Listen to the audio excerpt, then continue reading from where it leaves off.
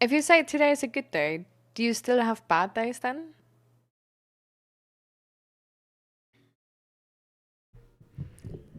Or is it just like life in general is now just much better since you changed jobs?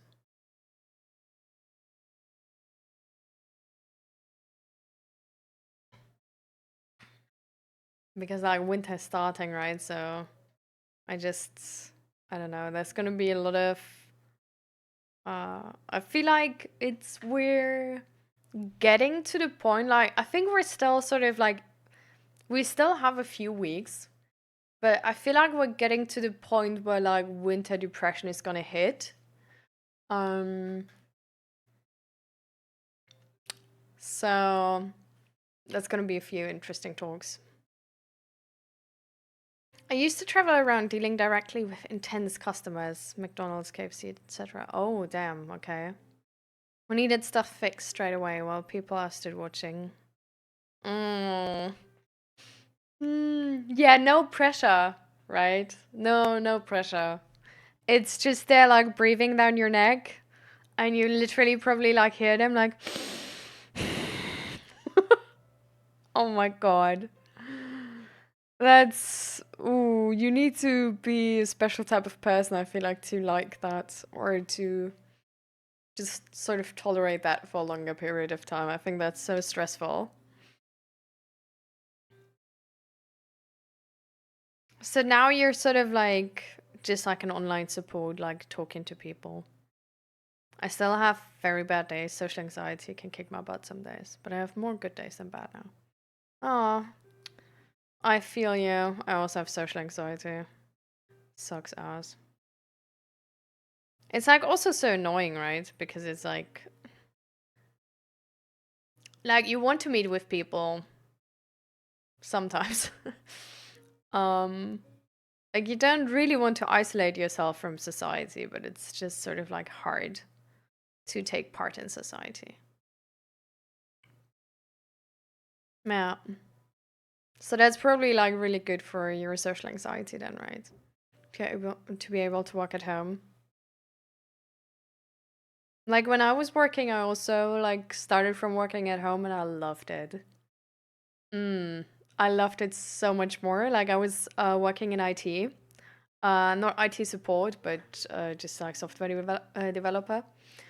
And it was like long. It was like an internship. But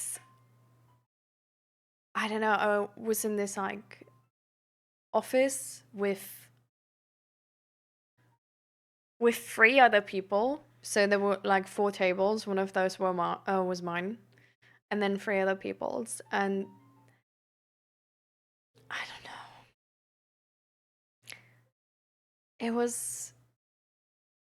I feel like with IT especially, there's just times where you sort of like you need a break. Like your brain needs a break because you're like, I looked at this so long now.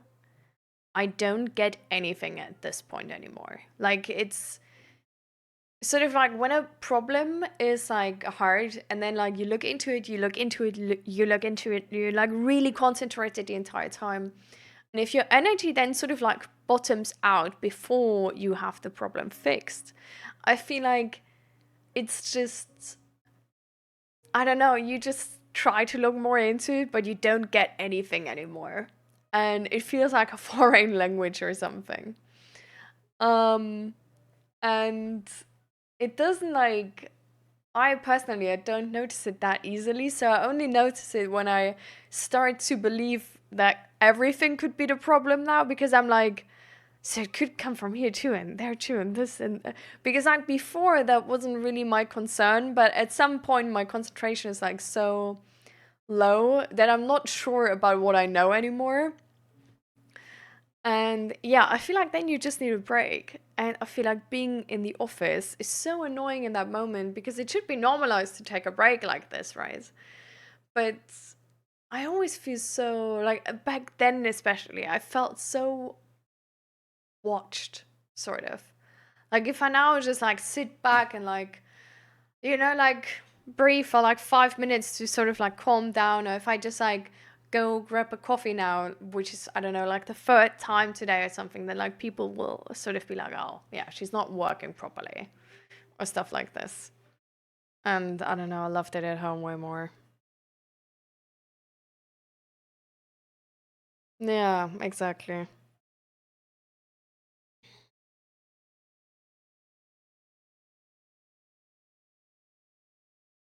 Yeah. Oh, that's good. That you have the option to sort of like adjust to your own mental state. That's really nice. What is the worst part about your social anxiety in the office? Or like your social anxiety in general? Like, what is a bad day specifically? Sort of.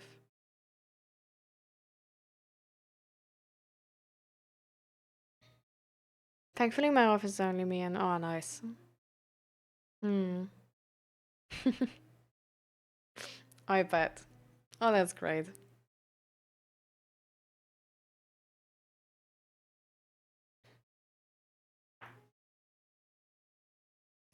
So yeah, what sort of does what is a bad day for you? Like, is there something that happens, or is it just sort of like you didn't sleep right, you wake up and it's shit from the start? Or is it like something happened on the day before which hasn't resolved? Like, did you recognize any type of pattern to this? Or like know where it's like sort of coming from?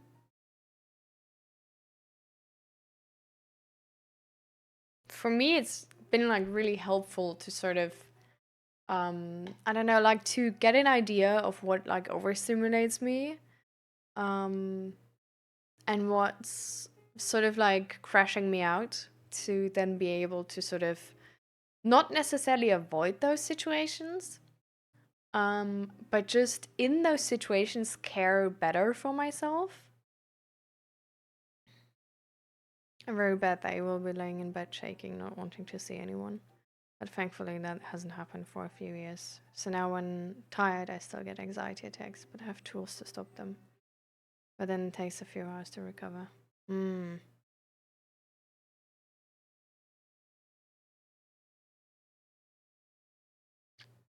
Hmm. That's really bad. I'm glad you didn't have that for a few years. I'm glad it got better. That seems really scary as well.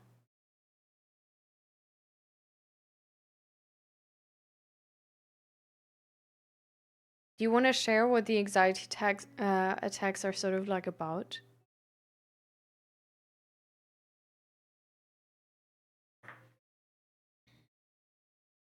It started from another previous job doing support in a school and being accused of something I didn't do, and how I was treated by management. Hmm.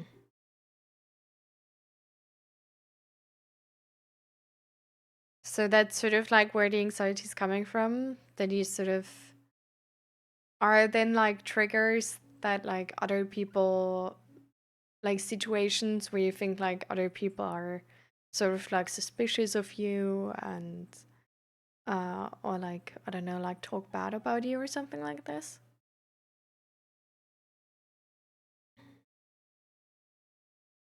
Because the fear is that you're sort of like getting bullied out of the next job.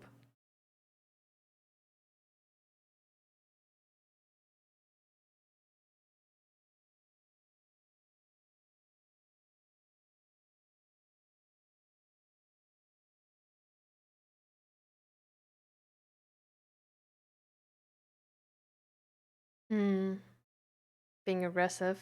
Oh, okay, yeah. Oh, I don't like that either. People being aggressive is really tough.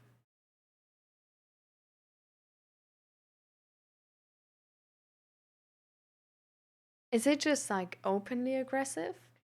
Or is it this weird passive aggressiveness where they like pretend, like to me, that's like being openly aggressive is like it's scary, but it's not really giving me sort of like an anxiety attack, I think. I didn't experience that much. But to me, it's really this like this sort of hidden, not really hidden because it's really obvious, but like sort of like this aggressiveness where they pretend to still be logic. And then you need to sort of like find arguments and stuff like this, but they just dismiss any type of arguments. And sort of like cherry pick anything you said. And I don't know, so sort of it just feels like it gets worse and worse, and the other person is like uncooperative in the conversation, but at the same time judging you.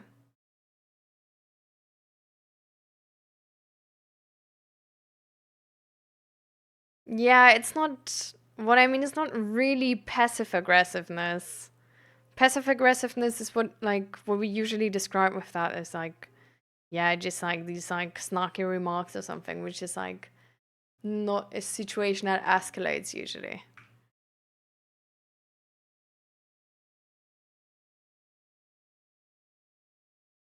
I've always been very pedantic, so arguments I can deal with as long as there's a reason behind their point. Yeah, that's sort of actually the thing why these things, like, why I crash out from those situations. Because it seems like they sort of they act like there's reason behind their arguments, but they don't really offer any arguments and just dismiss any of my arguments and dismiss it with the most irrelevant things at all. So like they don't make the argument like invalid or anything. They don't prove it wrong, not any of that. It's just like I make an argument and then they like, I don't know. And like the point of the conversation is also always changing. Because they sort of like they just want to win, but they pretend it's about logic. You know what I mean? It's like ego covered in fancy words, if that makes sense. And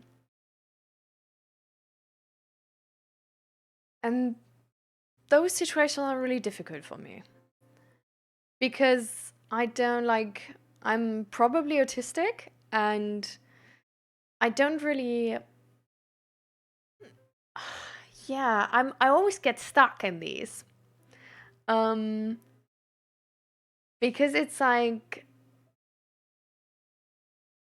I'm usually sort of like surprised that the other person didn't get it because to me, the argument is not about something new. It's about something really obvious.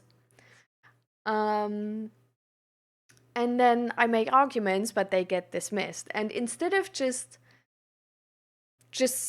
sort of like setting my foot down on those arguments and being like, I mean, of course you dismiss them, but they're still valid. So like either like see my point or get lost. Like, what do you want from me?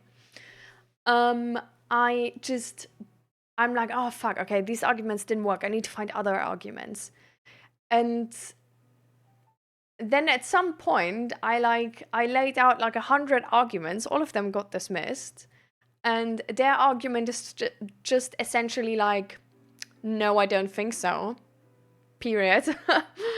And it like socially looks like they're winning, even though it's absolutely mind-boggling what they're saying, and it doesn't make any sense. And it's also like usually there's like a sense of like there's there's harmful implications to society if their side comes out of on top, sort of. But yeah, because they dismiss it with like sort of like fancy words and like pretending to be logical, it's I get distracted from what like that they're dismissing the argument. And I get caught up in these like new things I now need to explain. And it's definitely like it has gotten better. So I started therapy a couple of years ago. And It's like way better now, but this one has been like, those situations have been eating me up. Like, because I also didn't realize how stressed I was. Until I was like low-key at the point of a panic attack. So really difficult situation, I feel like.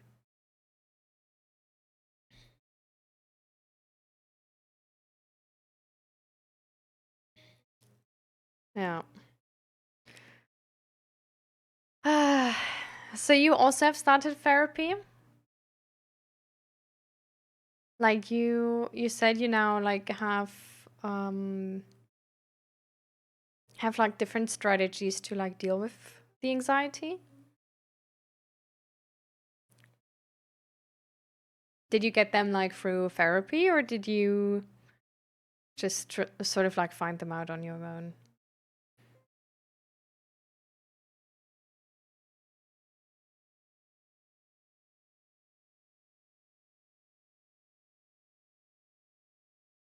Cognitive behavior therapy. Oh, what is that like?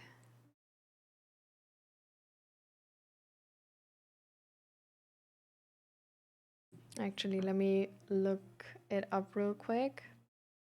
Because since I got therapy in the Netherlands, I'm always not entirely sure um, if I might not just like know that.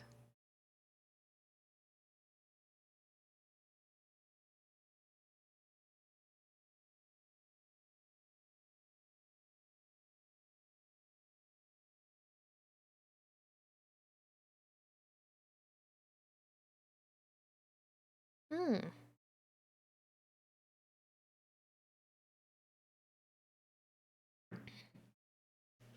Thankfully, in my country, we have very good mental health care for beginning of issues, but not brilliant for ongoing support. Oh, but that's good to hear, actually. Like, for me, I feel like in the Netherlands, it's definitely sort of like same-ish, I would say. Like, it's like I really got like support like really quick, sort of, which was really nice. And the support I get right now, or like I have gotten so far, is definitely also really good, I feel like. Um, Especially for the fact that I don't speak Dutch yet to the point where I can like use it in therapy. Because like most therapists don't like do therapy in English.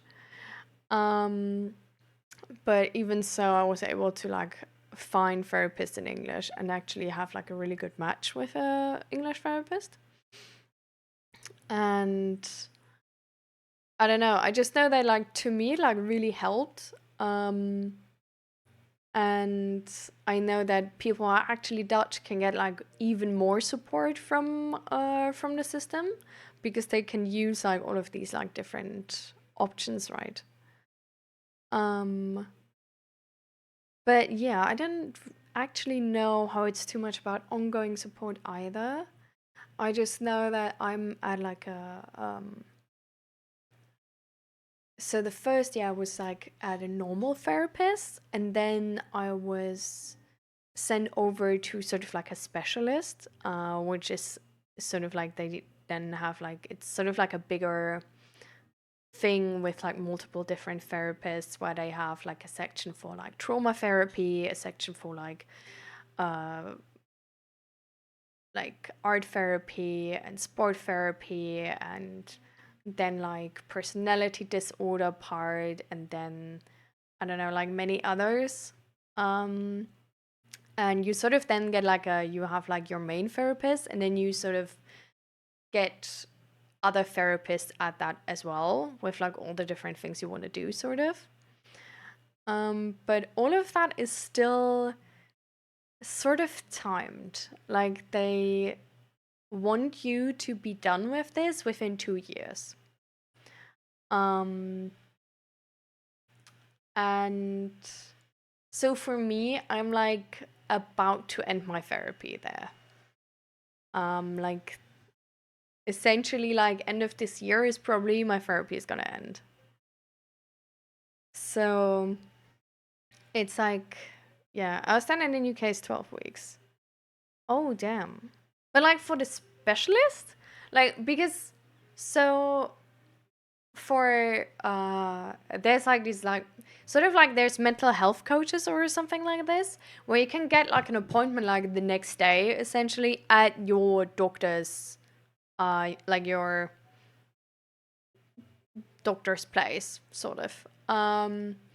And those people are not like therapists, but you just sort of go there if you don't really know what to do with your life and stuff like this. If you need just like a little bit of help, sort of. And if they see like, okay, you need like a little bit more help, or if your doctor is already seeing like, okay, like this is like we need an actual therapist, sort of, then you get to the like a sort of like a general therapist. And with the general therapist, you can have up to like 10 sessions. And so I was at the general therapist. I got like a diagnosis done for ADHD, which I didn't have. And that sort of made it longer. Yeah, exactly, Dr. Picklewick. Welcome, welcome.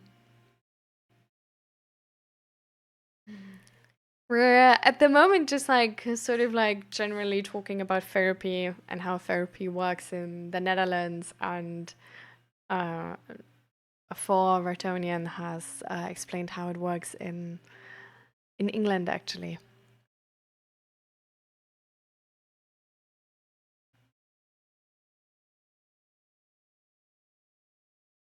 Oh, you have not felt the best? Yeah, you can talk here. You can share. No problem. We're here to listen.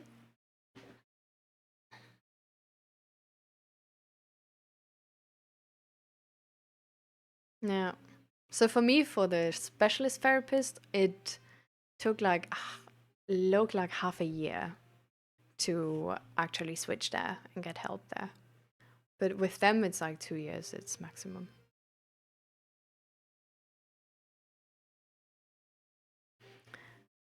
So do you want to just start sharing, Dr. Picklewick? I got dumped like a couple days ago and I don't know what I did wrong. Did you know that you did something wrong? Because sometimes we didn't do anything wrong.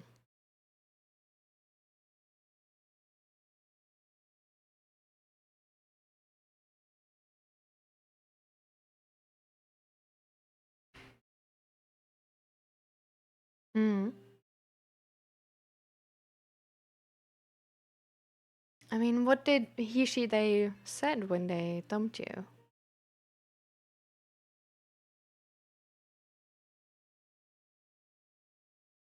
All right. See you in a second, Mauritanian. But I'm really sorry for you that you got dumped.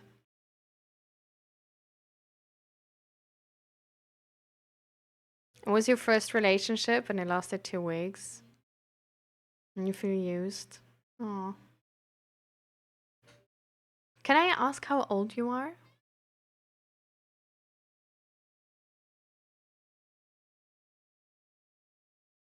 I don't mind if you're younger or something. I just sort of like. Okay.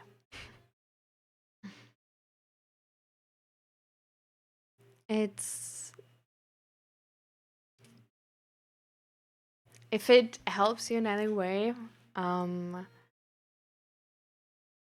relationships, if you're young, are really. They're hard, you know?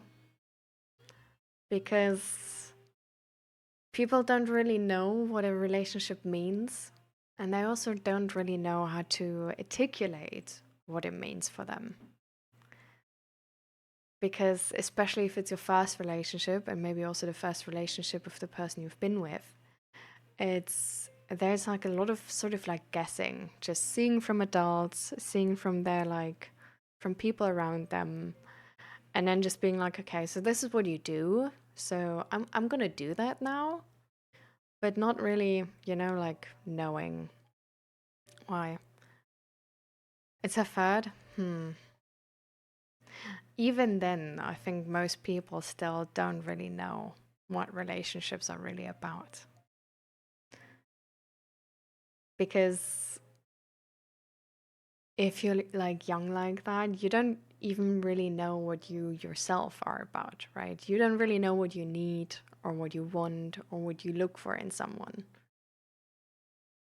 And so I think you don't really, don't put too much blame on yourself. Like, this is short relationships, and relationships that young are really like a lot about finding out how stuff works. And I don't mean sexually, I just mean how love works, how commitment works, how loyalty works, how love feels, sort of like how compliments feel, how like, because there's a lot of different love languages, right? And I don't know, just sort of like which love language is something you like and which is something you don't like, and what type of person is someone who you like and don't get bored with, and what type of person is maybe one you don't like. It seems a bit selfish that she was seeing if she could cope with a relationship. So that's where my feelings of use came from. Yeah. Yeah, this is also something, right? Like, sadly, this is something which um I'm just gonna tell you now, there's like, even if you're older, like even in my age, there's a lot, even in like parents' age, there's still people who try to cope with relationships. And sort of like filtering them out and like not ending up with a relationship with one of those people is a skill, definitely. Um, because yeah, that's really like this happens more often than I want to say.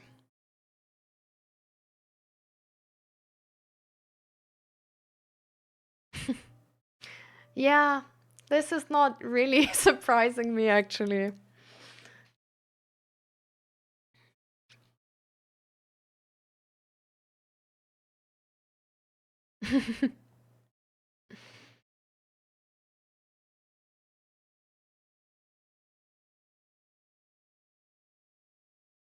Welcome, Fluffy. But yeah, I think it's not necessarily, I really don't like to say like with age comes with wisdom, because there's people who stay ignorant, like there's people who stay unwise with age. But yeah, just sort of learning from these experience can really help. So, and just know that this feeling of like being used is entirely valid. And like a lot of the feelings we have are actually not so much about the other person than they are about us. Aware of an ego, but so I don't engage with it and fall for the trap. Just don't act phased from it. No, don't do that. Like, stay with your feelings, you know? It's it's not weak to have believed in a relationship and have believed in love. It's actually, I feel like it's honestly a positive trait. It means that you're hopeful. and that you take feelings seriously and that you take people seriously, you know? And that you don't expect the worst from people.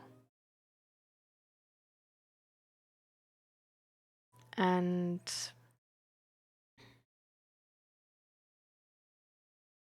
oh yeah, I think that's good. I think that's not bad. I think that's good. I feel like in our society it's honestly like it's so weird that it's like that we teach boys like you or possibly or like people like you um to like chase after others who dumped us. Like it's something like women actually get like taught as well, right? With like sort of like comparing like to the new girl and then like trying to sort of like show him like, oh, I'm so much better than her and whatever, and like trying to make them like jealous and like this like revenge glow up of like, yeah, I don't know, regret that you broke up with me. Like, no, we don't do that. this is this is about you. And if you deserve someone who wants to be with you. It's honestly, it's a really bad habit to chase after people or want to be with people who don't want you. Like it leads to all sorts of problems and usually toxic relationships. So if there's one wisdom, you can just like really like take it from me and just, like it's never bad. Don't chase after people or try to be with people who don't want to be with you. Only stay where you're loved. Like genuinely loved. And I mean this for friends and anybody you have any type of relationship with. Only stay where you're appreciated, respected, and loved.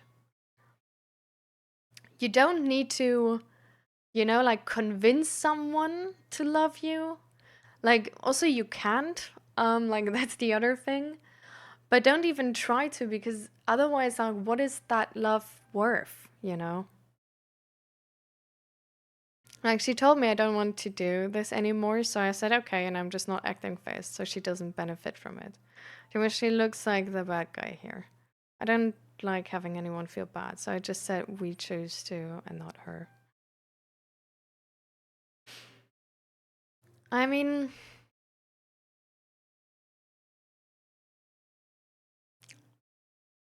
I think you can show your feelings. I think it's okay to be phased from this. I think it's okay and really relatable actually to feel sad after you've been dumped, you know? You don't need to like put that on her. You don't need to be angry at her or like revenge for like the negative feelings or anything. But you also don't need to like cover it up, you know? Like you can just be a little bit gloomy till it's over.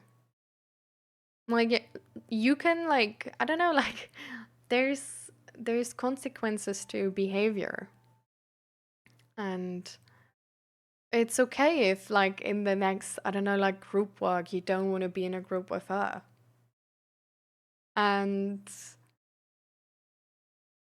I don't know, it's okay to not feel like talking to her if she like joins your friend group or something. You know?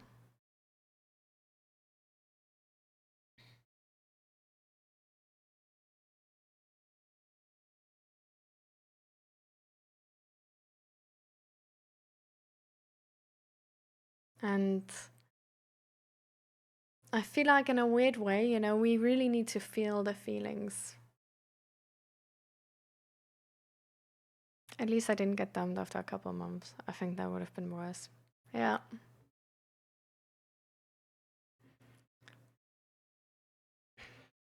Definitely. The longer a relationship goes, the more it hurts usually. Just because there's more feelings involved, right? But this is why relationships are hard, you know? And like finding the right person is hard. And that's also why everybody should really try to actually find the right person before, I don't know, just before committing to something like really, really long term or something.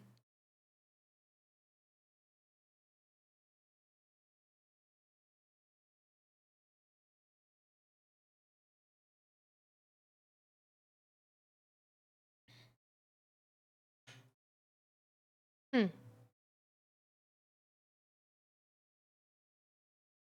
I mean, then it's, I guess, easier to sort of feel your emotions, maybe.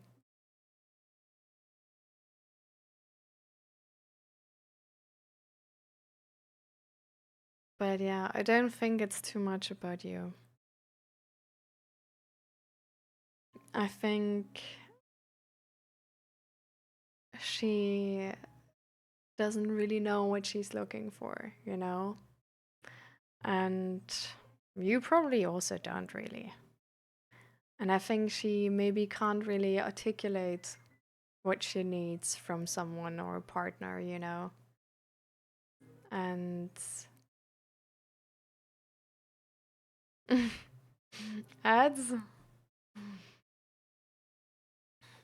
Ads.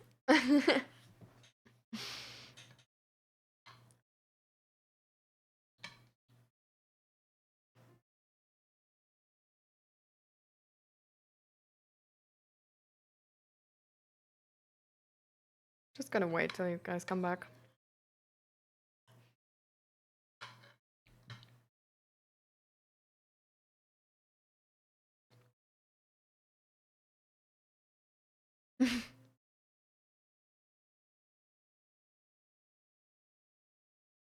Snapchat streaks with you. Oh my god, I feel old. What is that? I had Snapchat back in the day, but not anymore.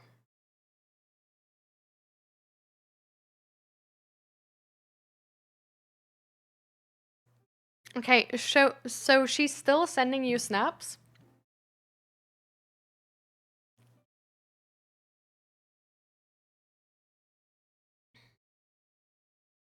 How is she doing the streak then? Like I thought like she needs to send you like a snap to do the streak still? Is it, does she only send you like a black screen or like how does it work? Enlighten me.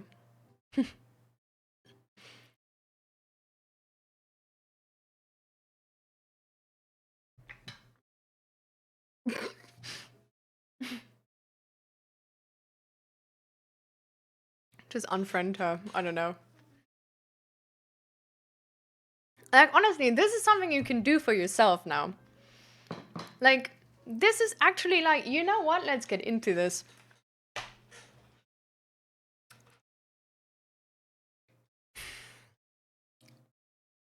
You have the responsibility to care for yourself.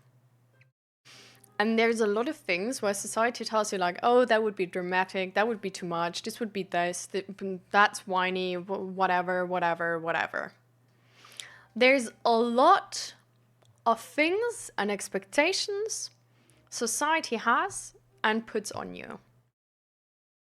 And there's going to be different expectations from women, and there's going to be different expectations from men, and there's going to be different expectations, so sort of like coming to you.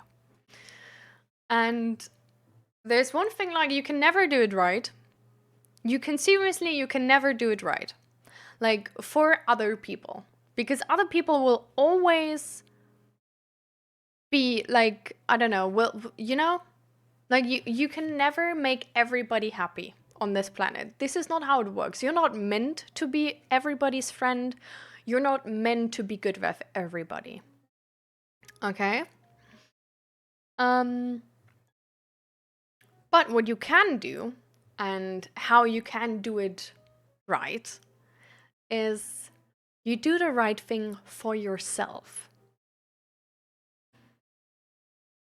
If you feel bad whenever she's sending you like the stupid ass like bus floor picture, and you're like, you feel like you just dumped me, leave me the fuck alone, what do you want from me?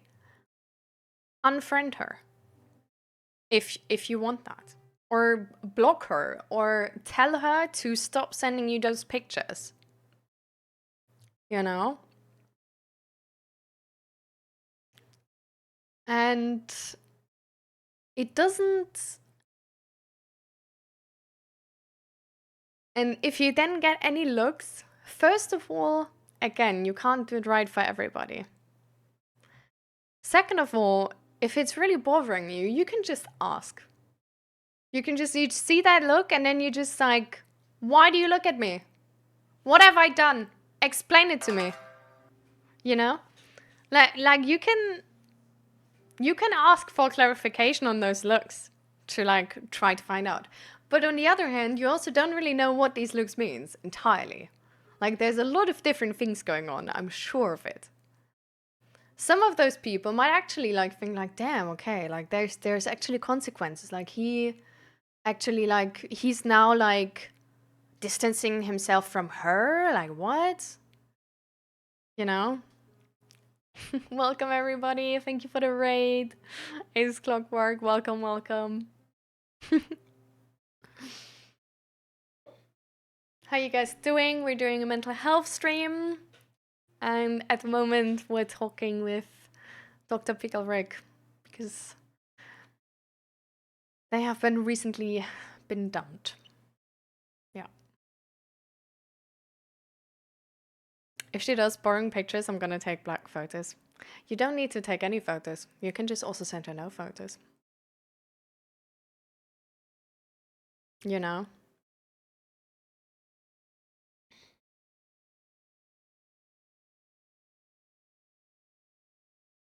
Like, you can do whatever you want. You know? Like, I mean, of course, it also, like, everybody else can do whatever they want as well, right? So, like, I don't know, like, you could technically tell her, like, fuck off, why are you sending me pictures? I don't want to hear anything from you anymore. She might type something rude back. Like, that, you know, like, that's fair. Like, you can do whatever you want, she can do whatever you want. So it's sort of like always some, like a balance you sort of strike, you know? But there's a lot of different options you have. And says the person who just rated a woman.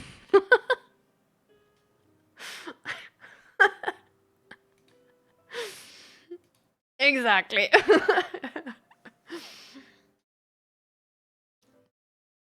But how have you been doing? Is everything fine? And how you view us? But yeah, you don't need to interact with her. You don't need to send photos back.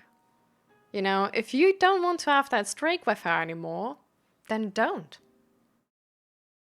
If you don't want to talk to her anymore, then don't. If you want clarification and actually know why she broke up, you can ask her.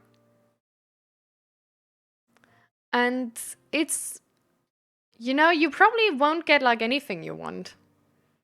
Like you can always like ask the person if they want to give you clarification, and it's gonna happen somewhere in your life that they don't. There's gonna, like, I think probably everybody of us in the stream here has had one relationship end in a way where they didn't know what the fuck was going on and why it ended, and get like proper clarification, and has asked for it but didn't get it. And that's always sometimes the case. I'm just gonna leave her and read, not gonna lie. You can do that. You can also block her. You can also unfollow her. You know? Like, this is, you have the responsibility for yourself. and you have the responsibility to regulate your own emotions. If, for example, you don't want to feel like shit every day, and you feel like if she's like, whenever you get one of those pictures from her again, and there's this message popping up, the notification with her name, her profile picture, and being like, oh, send you a picture. And this is always reminding you of that she dumped you and is always making you feel like shit. It's your responsibility to draw the lines which you need emotionally, you know? I feel like if I do that, it's just boosts her ego, so I'm not gonna. Don't think about her, because you don't technically know what's going on with her. Like, you don't know, like, maybe she's already regretting that she dumped you. Maybe she just dumped you because she felt like she's bad for you. You know, there's a lot of different stories which can go on. And you never know the story of the other person. So I would never make choices based on your assumption on the story of the other person. Because this is going to lead you to sort of like a life where you don't actually live your life, but you react to the lives around you. You know? You need to do what's right for you. And if it boosts her ego, good for her, right? But if that's better for you, with your own emotions, it's like, it's a win-win, you know? And I feel like this is like, you need to do what's good for your emotions. And if it gives her a little ego boost, whatever, give it to her. Maybe it doesn't even.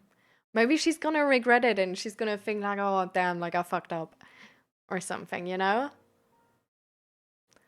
Like sometimes girls break up with boys because they actually want to see if they matter, because this is what society taught us, right? Like boys are gonna chase us. And like if he really loves me, he's gonna chase me and he's not gonna take my dumping him. But it's toxic. It's anyways toxic. Like we learned this, but it's toxic. So it's like there can be a lot of different explanations for this, but all of those explanations don't really like help in any way, you know? Because this is about you and about the life you want to live. And if you feel like you're gonna get over the breakup, over these like negative feelings easier, if you just don't get those goddamn notifications from her every day, and they really piss you off, and every time you get them, you're like, you just sort of, you notice how you just feel like shit afterwards, you know? It's your choice whether you get them or not anymore. And you're gonna tell me you will keep those negative emotions just to not give her an ego boost? You know? It's like, I don't know. Like, this is like punishing yourself to not give someone else something good. And I feel like you shouldn't punish yourself in any way.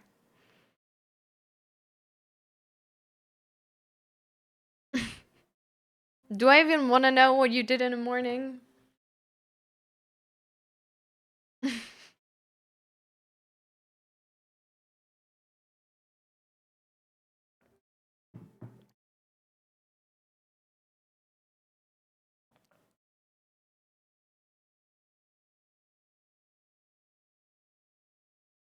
Okay. I'm sorry. I love the pettiness. I love how we see the pettiness as something so mean.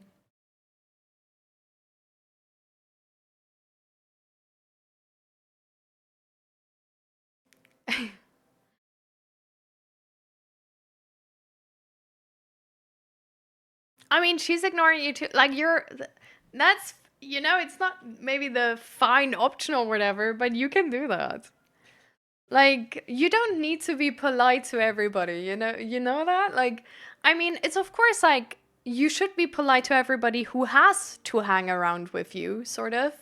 Because that's sort of the agreement we make as a society, right? Like, you do have to be around people, like, polite to people who don't want to be around you right now, but don't really have a choice. So, for example, coworkers. Like, if you're shitty to coworkers, it's like really annoying, and you maybe gonna get fired. Like, if you're shitty to, I don't know, like people on the bus, you maybe get thrown off the bus because like those people don't choose to be there. Like, they can't really just leave, like they're sort of like forced to be there with you, and then we as a society sort of like agreed, okay, like we're gonna like be polite. um but like, I don't know, like, if there's someone like pissing you off the entire time, like on purpose, and they're like coming to you for whatever reason, you can also like, you can act pissed off, like it's fine to feel your emotions, sort of. um it would be something else to actually like hurt her or something in any way, like there's obvious lines to this.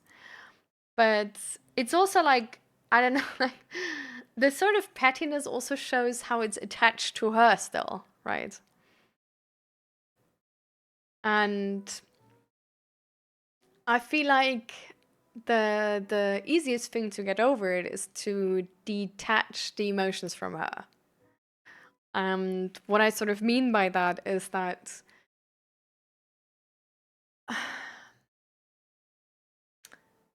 if you feel angry at someone, this emotion is not really going away if you don't get any type of resolvement. Um, which, if it's attached to a person, is sort of hard to get, you know? Um, but if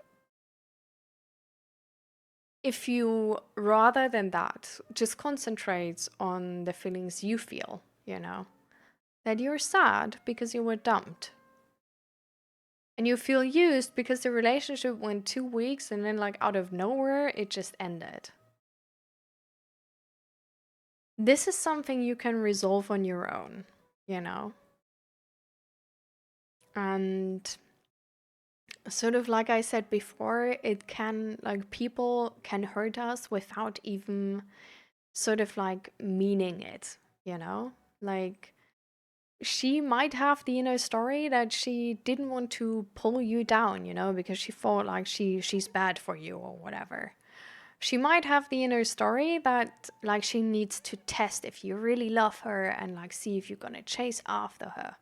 And it doesn't matter if that's like toxic or non-toxic, but like there's a lot of different options to her in her story. Like, maybe she didn't even mean to hurt you, but still did.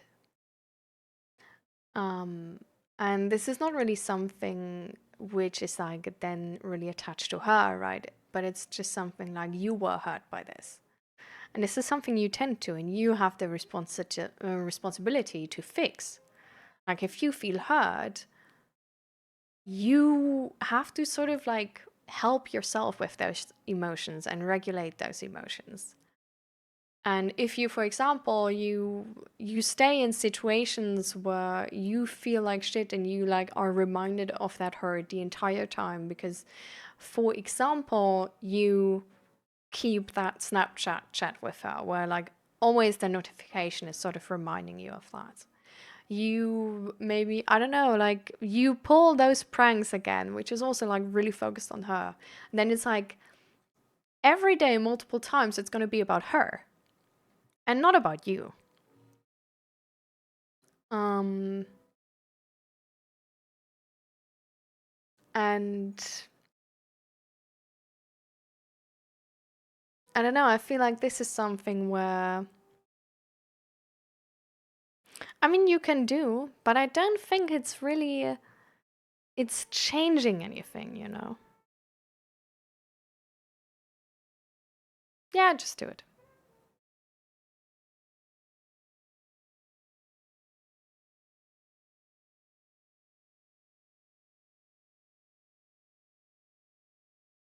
I'm just gonna eat my really soggy cereal.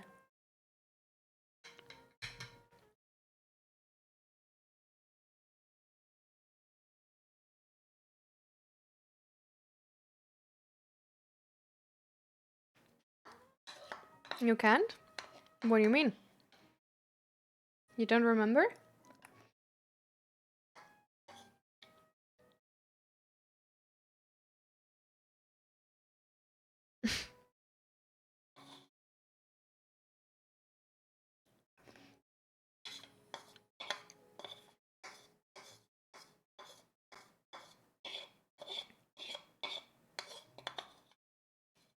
Do you remember it?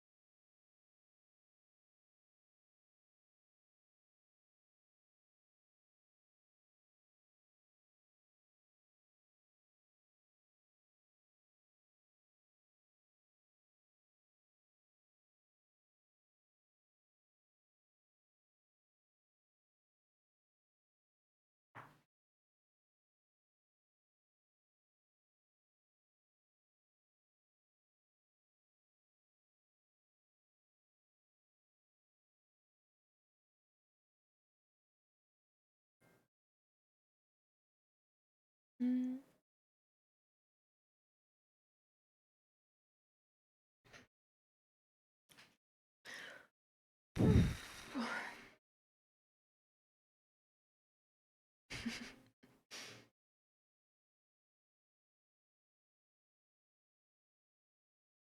Yeah, the jazz is nice, right? I like it too. By the way, do we like this camera light more than I like color, not camera lights? Oh, this is really orange. Anyways.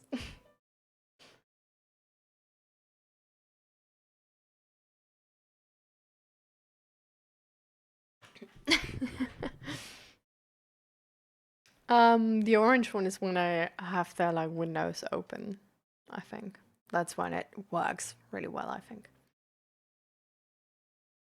But yeah. But how do you like the new stream overlay? Mhm. I really like it. It's like I was like unsure about it. Um but I sort of really like it. I think it's so cute.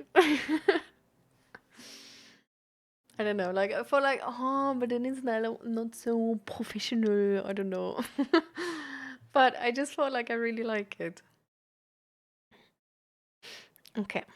Hey, so I'm sorry I've been distant lately, but I've been thinking and I don't think I'm ready for a relationship at the moment. I do like you a lot, but I honestly don't think I want a boyfriend.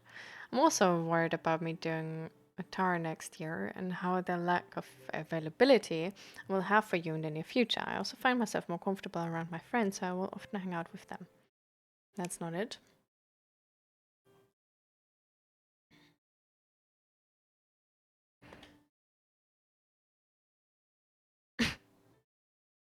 Networking pumpkin.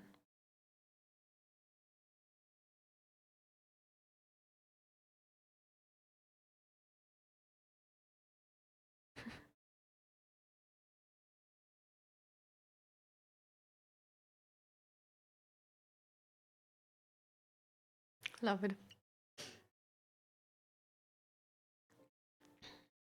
So I'm waiting on the next message.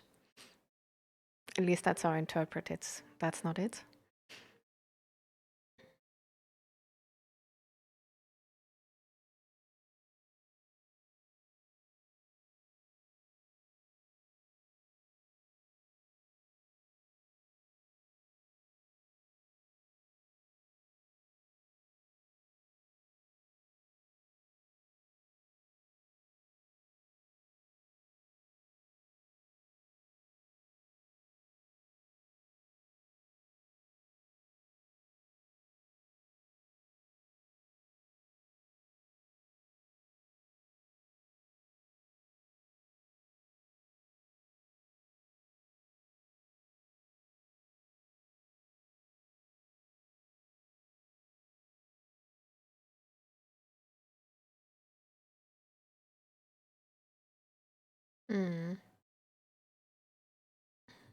Really does get cold outside.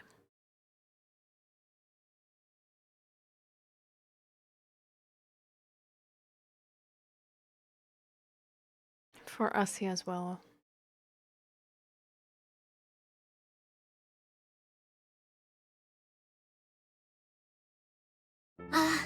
憧れのソフィー様。絶対にあなたを悪役でなくハッピーエンドに導いてみせる。そう、私が取り巻きの下っ端だとしても。アメリアさん。別に僕はあんたを認めたわけじゃないけどね。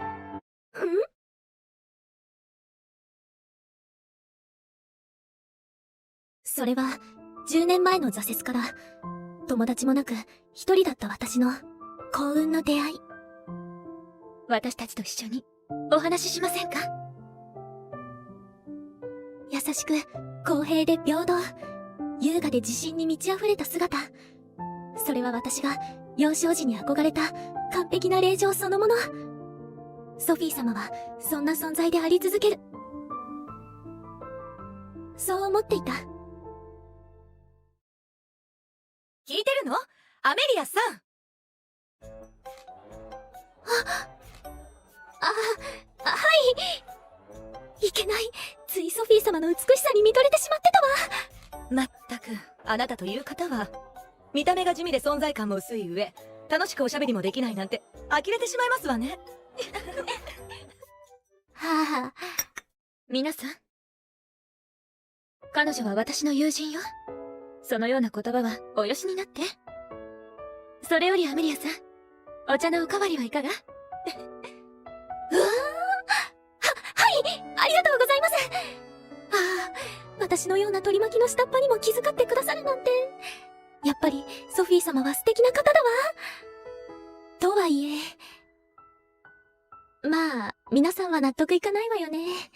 それも仕方ない。だって私の家は権力も功績もない田舎の伯爵家。見た目もありふれた髪色に瞳の色、まさにザ・平凡と、まあ言われてたこと全部正論なのよね。だからいいの。分不相応に目立ったら痛い目見るって知ってるし。平凡だけど満ち足りた暮らし。そして今は憧れのソフィー様のおそばにいられる。それだけで私はとっても幸せ。そういえばソフィー様、聞きまして。クレイグ王太子殿下とあのロゼッタさんがまた誰もいない場所で会っていたらしいですわ。おっと、急に不穏な空気になったわね。ソフィー様の婚約者のクレイグ王太子殿下。確かに身分違いの女性と親しくしていると聞くけれど。なんでも彼女の家は承認上がりで事業がうまくいってないというじゃありませんか。殿下に近づくのはお金目当てに違いありませんわ。なんて卑しいこと。ソフィー様、このままでよろしいのですか？もちろんいいとは思ってないわ。でも婚約者とはいえ私は殿下の妃ではないのだから、こういう関係に口を出すことはできないわ。そんな友人なわけございませんわ。そうですわよ。いやー、言いたい放題。いい加減になさいませ。よく知らないのに思い込みでロゼッタさんの悪口をおっしゃって、愚かなことよ。それが淑女のなさることと思って。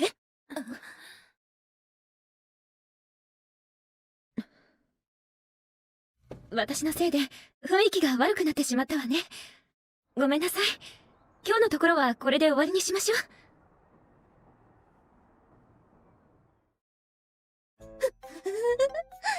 すがソフィー様。ロゼッタさんの話にも堂々とした姿。きっと婚約者として揺るぎない自信があるからだわ。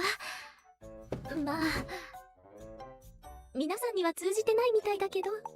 とは言っても、ソフィー様もきっと心の中では憎らしく思ってるに違いありませんわ。そうよね。万一婚約破棄なんてことになったら笑い物になってしまうもの。まったく、皆さんはソフィー様の何を見てたのかしら。なんてとても口には出せないけれど。あれは、確かソフィー様の弟君のルーファス様よね。たまにお見かけするけど、相変わらず美しいわね。ソフィー様と何の話をしてるのかしら。ほう、目の保養。いけない。見すぎちゃったかしら。ルーファス、どうかした？あ、いや。別に、なんでもないよ。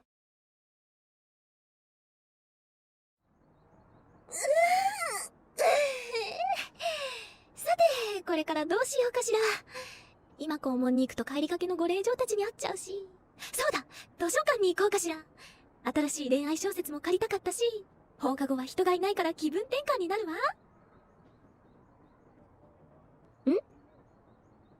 珍しく人がってちょっと待って。あれはもしかして噂のクレイグ殿下とロゼッタさんじゃないの？また誰もいない場所で会っていたらしいですわ。ってあれ本当のことだったのね。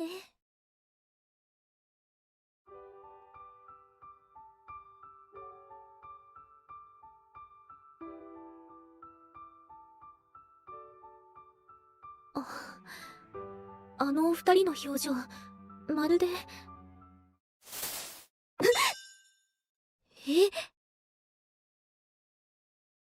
ソフィー様。うわあ、なにこれはどういうこと？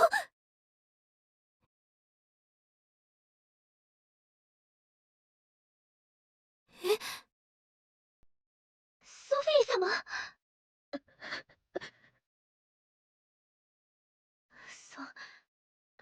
そうよね。好きな方のあんな姿を見たら傷つくのも当然よね。きっとここは下っ端らしく静かに立ち去るべきなんだろうけど。抜け上げ禁止ですわ。でも本当にそれでいいの？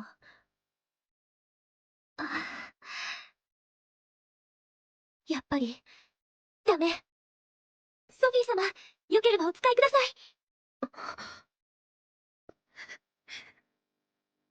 苦しんでるソフィー様を放っておくなんてできない。ありがとう。アメリアさん、実は私ね、あのように笑うクレイグ殿下を初めて拝見したのよ。初めてですか？ええ。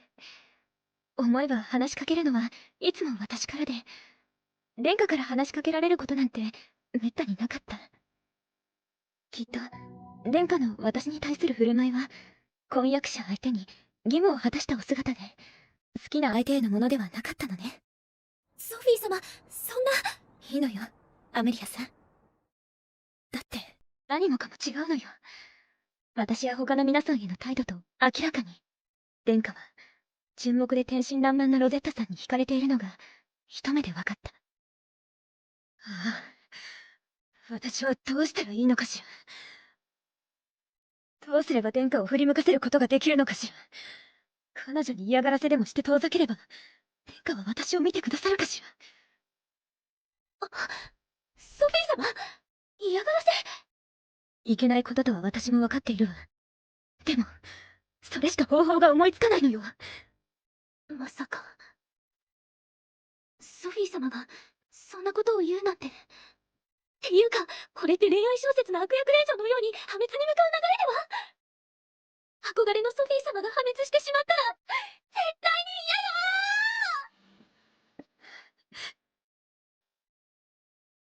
だ！ソフィー様、お考え直しください。殿下を振り向かせる方法は他にもあるはずです。ソフィー様が本当にロゼッタさんに嫌がらせなんてしたら、皆さんはきっと張り切るに決まってる。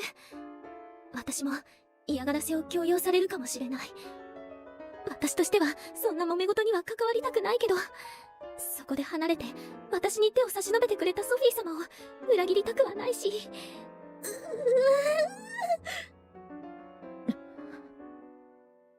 では他にどんな方法があるのかしら。ロゼッタさんに嫌がらせをしないのであれば、どうすれば私を見ていただけるのかしら。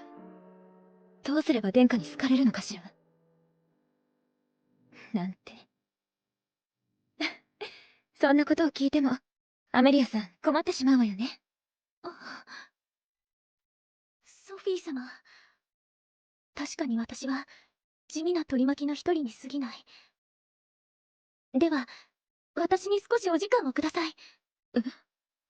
でもやっぱりここは私が穏便にソフィー様を導くしかない。明日のこの時間に他の方法を提案させていただきます。と心に決めたものの、穏便に殿下を振り向かせる方法ね。とりあえずソフィー様とロゼッタさんの違いを書き出してみたけれど、こうしてみるとお二人は見事に正反対ね。ソフィー様は美しく完璧な女性という雰囲気で人に弱みを見せない方。逆にロゼッタさんは天真爛漫で可愛らしく放っておけない感じ。可愛らしいといえばお父様が前に。素直で可愛げがあって、うちの二人は男心をくすぐる天才だよ。なんて言ってたわね。可愛げ、私にはよくわからないけれど、それが男性のグッとくる要素なのかしら。だったらうちは恋愛結婚だったって言うし。男性を落とす可愛げテクニックお母様お願いします。っていうか、なんでそんなこと。リアちゃん、まさか好きな人でもできたの？違う、今後の参考に。本当に？まあいいわ。可愛げ。それはつまり、好きのある女性ってことかしらね。好き？そう。いい？リアちゃん。好きのある女性というのはね、だらしないって意味じゃないのよ。しっかりしつつも、いつも笑顔で、話は聞き上手。そして困った時には、素直に男性に頼ったり、甘えることができる女性を言うの。かくいう私も、そうやってパパとの距離を詰めていったのよ。まるで恋愛小説の主人公のようね。確かにそうね。それでね、リアちゃん、パパとの出会いはお母様、勉強になりました。ありがとうございます。リアちゃん、そうだわ、これよ。恋愛小説を参考に好きのある行動をして殿下を振り向かせる？はい、ロゼッタさんは恋愛小説の主人公のような隙のある守ってあげたくなる女性。殿下はおそらくそういう方がお好みなのだと思います。だからソフィー様にもそんな一面があると知れば、殿下の見る目も変わるのではないかと。ソフィー様は恋愛小説をお読みになったことございますか？いえ。なるほど。恋愛小説はこのように種類も豊富ですし、殿下の好む女性の行動もたくさん書かれていて、とても参考になると思うのです。確かに私の新しい一面を見ていただいてお心が変われば一番だけれど、でもこれはあくまで小説でしょ。本当にうまくいくかしら。それはおっしゃる通りかもしれません。でもソフィー様もロゼッタさんに嫌がらせをするのはいけないことだと思っていらっしゃるでしょ。それはそうだけれど。ならば一度こちらを試してみてもいいのではないかと思うのです。何事もやってみないことには分かりません。私も精一杯手助けいたしますので、この方法で一緒に頑張ってみませんか？けれど、なぜアメリアさんはそこまでしてくださるの？あなたは私の友人だけれど、お話をしたことはほとんどないでしょ？確かに私はソフィー様たちの前で目立たないよう話さないようにしてたものね。実は私には5年前のお茶会でソフィー様に助けていただいたご恩があるのです。5年前？あの時私は長い間屋敷にこもっていて5年ぶりの社交場でした。そのため知人もおらず一人だったところソフィー様が声をかけてくださったのです。そうなの？ごめんなさい、私覚えてなくて。いいえ、構わないのです。私にとって大切な思い出というだけですから。でもこもっていたってどうして？ご病気でも？いえ。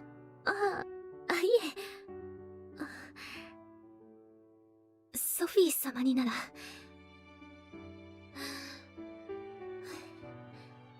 どうか笑わないで聞いてくださいませね。私は両親が結婚して10年経ってから生まれた一人娘で、それはもう天使だの世界一可愛いだのと育てられていました。そのせいで当時私は自分をとんでもない美少女だと思い込んでいたのです。そんな勘違いをしたまま7歳になり、ピアノが得意だった私はある貴族のお屋敷で演奏をすることになりました。しかし演奏をご覧になっていた方々がクスクスと笑い始め何あれ。ドレスは派手だけど顔は地味。今ならわかりますが、私は笑い物にするためにそこに招待されていたんだと思います。それ以来私は人の目が気になり屋敷にこもるようになったのです。でも今は勘違いに気づいたその出来事に感謝もしてるんですよ。身の丈以上の振る舞いをしたら叩かれるって知りましたし、あのまま育っていたらきっと私は恥ずかしい大人になっていましたから。アメリアさんあなたは強いのね。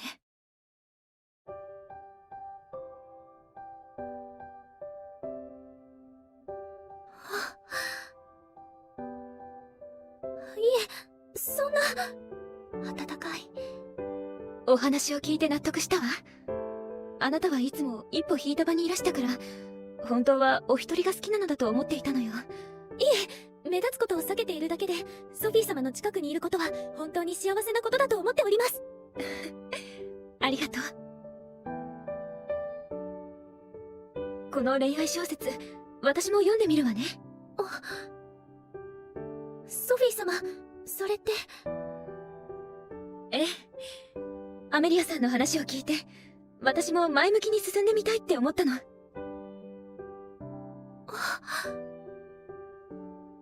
当ですか？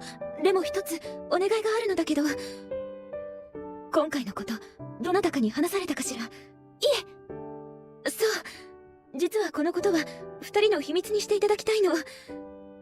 私が殿下とロゼッタさんの姿を見たなんて皆さんが知ったらますます彼女に悪い感情を抱いてしまうと思うから。はい、もちろんです。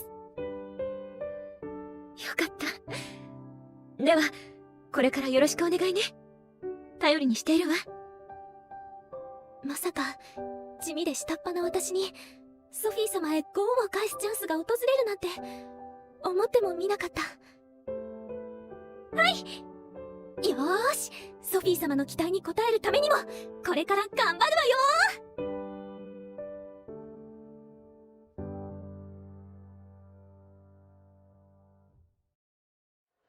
ごきげんよう。ごきげんよう。ごきげんよう。ごきげんよう。アメリアさん、ごきげんよう。目立っ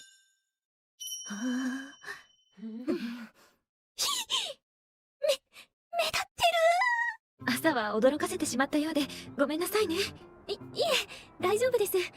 確かにあれはできれば悪目立ちするような皆さんの前で2人でお会いすることは遠慮したいのですとお願いしていたから焦ったけれど。慌てなくて大丈夫よ。今日は皆さん一人一人に挨拶をしているの。今今日から平等にもっと皆さんとお話しすることにしたのよ。だってせっかく気を許せる方ができたのに放課後しか話せないなんて悲しくて。でもあくまで平等に、あなたにだけ話しかけたりはしないから安心してね。はい、ありがとうございます。ソフィー様に気を使わせて申し訳ないわ。それはそうとね、昨日借りた恋愛小説のことなんだけれど。そうですね。いかがでしたか？一冊読み終わりましたか？それが実はあまりにも面白くて借りた本全て読んでしまったの。気がついたら寝る時間も過ぎてしまっていて。ソフィー様。初めは主人公の恋敵が私のようでいたたまれなくなったのだけれど、でも次がどうなるのか気になって没頭してしまって。それは楽しんでいただけたようで何よりです。随分時代背景がしっかりしていたけれど、貴族の方が書かれたのかしら。いえ、平民のはずです。まあ、屋敷に勤めている使用人が支援してくださる貴族に話を聞いて書いたようなのです。だから違和感がないのね。それにしてもアメリアさんは本当に詳しいのね。恋愛小説を読んでいること自体貴族の令嬢としては珍しいのではなくて。確かに。普通の令嬢の皆さんにとって本は詩集とかの教本を読む程度だものね。私の場合は引きこもってた期間にすることがなくて、暇つぶしに母の恋愛小説を読んだのがきっかけでのめり込み、いろいろ読んでおりまして。でもその経験でこうしてソフィー様のお役に立てるので読んでいてよかったと心から思います。本当にあの期間は無駄なんかじゃなかった。ではこれからどのような行動をとるべきか話し合いましょうか。ええ、そうね。とりあえず主人公の行動を書き出してみたのですが。いえ、アメリアさんは書き出してくださったというのに、私ったら教本ということも忘れて読んでしまっていたわ。ありがとう。そうね、この笑顔で挨拶をして余計なことは話さず立ち去るはできそうだわ。それに私はいつも他の女性に張り合うつもりで話しかけていたけれど、もともとクレイグ殿下はあまりお話しする方ではないのよ。なるほど。だったらこちらの方が殿下好みの行動かもしれないわ。確かにそうですね。それに好きのある女性の特徴にも当てはまりそうですし。これは明日やってみましょうか。明日？大丈夫ですよ。今までのソフィー様も魅力的でしたが、これからのソフィー様も絶対魅力的ですから。殿下も変化に気づいてくださるはずで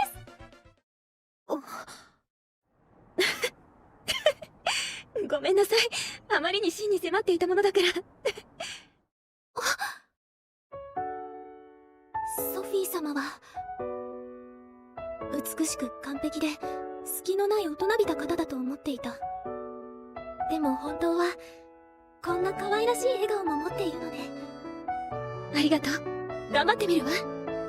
殿下だってこのソフィー様を見れば心が動くに違いない。いける。あら？姉さんと、あんた、あの時の。ルーファス様。ルーファス、失礼な呼び方はやめなさい。ちょっと前に見た顔だったから。近くで見るのは初めてだけど、本当に可愛らしいお顔立ちだわ。さすが王太子殿下、第二王子殿下に次いで学園で人気のある方ね。ひゃー。で、姉さんの知り合い？失礼しました。アメリア・レストンと申します。レストン伯爵の娘です。あら、アメリアさんは5年前から私のそばにいてくださってるのに、ルーファスは知らなかったの？全く記憶にないんだけど。無理もないと思います。でも。そうね。アメリアさんは目立たないよう心がけていらっしゃるんだものね。はい。目立たないよう。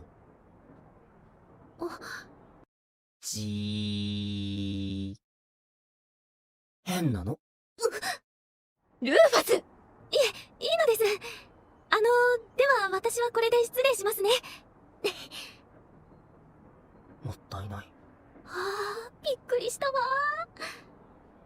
そしてその日は翌日のソフィー様の作戦に備え、ソフィー様は、あ、ルーファス様、さすがご令嬢に囲まれていらっしゃるわ。まあご本人は嬉しくなさそうだけれど、ルーファス様は女性が苦手なのかしら。アメリアさん、ごきげんよう。ソフィー様、皆さんごきげんよう。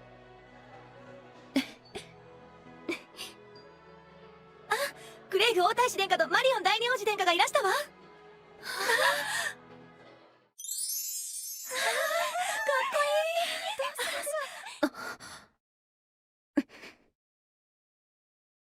では私はご挨拶に参ります。はい。それで申し訳ないのだけど、今日は一人で行こうと思うの。今は人も多いし、大人数だと殿下のご迷惑になるかもしれないから、よろしくね。確かに余計なことを話さず立ち去るのに周りが口を挟んだら意味ないですものね。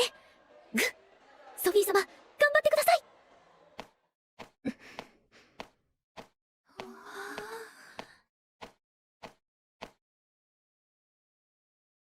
殿下、ごきげんよう。おはよ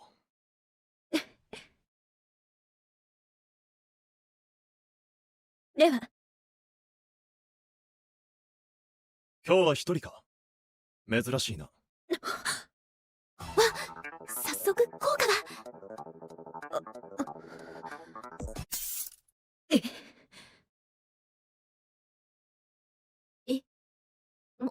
もしかしてソフィー様、笑顔で挨拶だけをするって決めていたから、どうしたらいいか困ってる？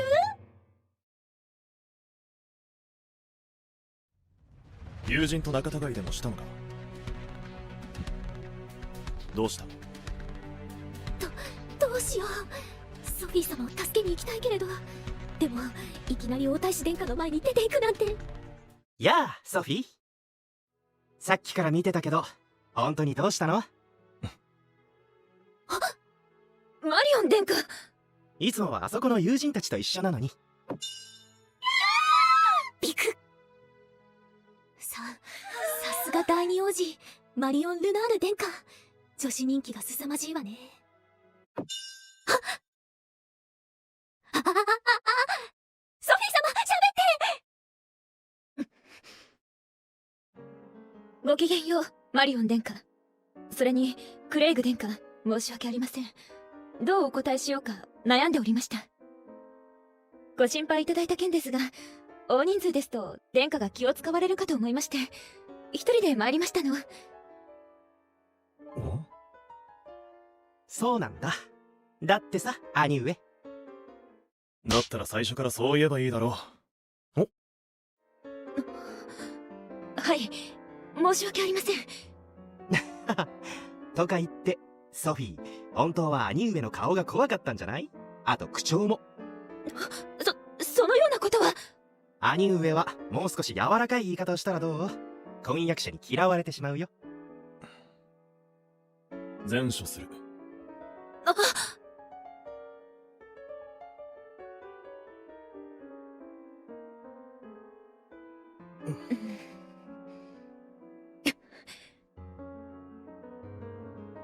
マリオン殿下はクレイグ殿下の気分を害することをおっしゃるのやめたらいかが？いや、兄上にはあれくらいでちょうどいいんだよ。兄上はもっと婚約者を大切にすべきだからね。心配されずとも十分大切にされております。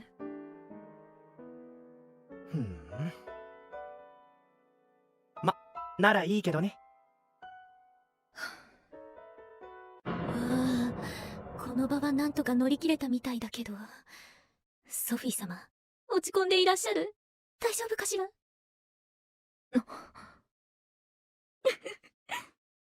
あらあら、余裕だったソフィー様が急に殿下を気遣い一人で話しかけるなんて。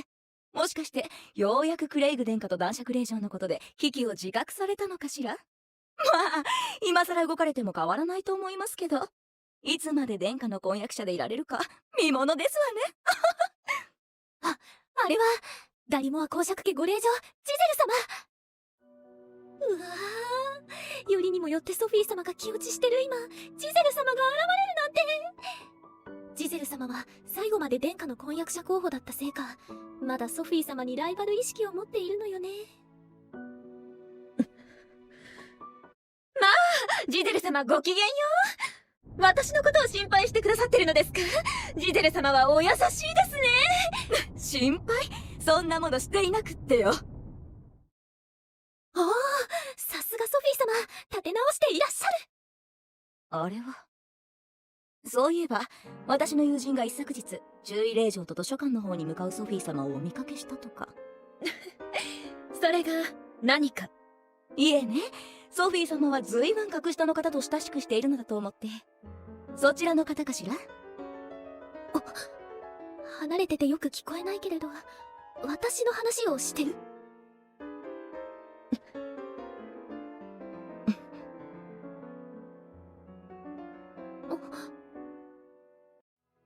そうだわ。そんなことより、ジゼル様は恋愛小説に興味はございまして？はい。私も最近紹介されて読んだのですけど、これがとても面白いのですよ。まあ、それは変わった趣味を持たれたのですね。私はそんな低俗なものは読もうと思いませんけれど。まあ、それはもったいない。恋愛小説といってもあながちバカにできないんですのよ。私も自分の至らなさを振り返ることができましたし。ソフィー様、何を？これまで触れたことのないものに触れるのは自分の成長にもなりますのよ。っていうか、ジゼル様引いてます。そうですか。では、今日のところはこれで失礼しますわね。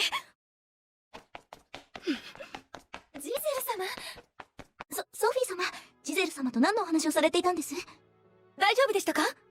大した話はしてないわ。皆さん、ありがとう。大丈夫よ。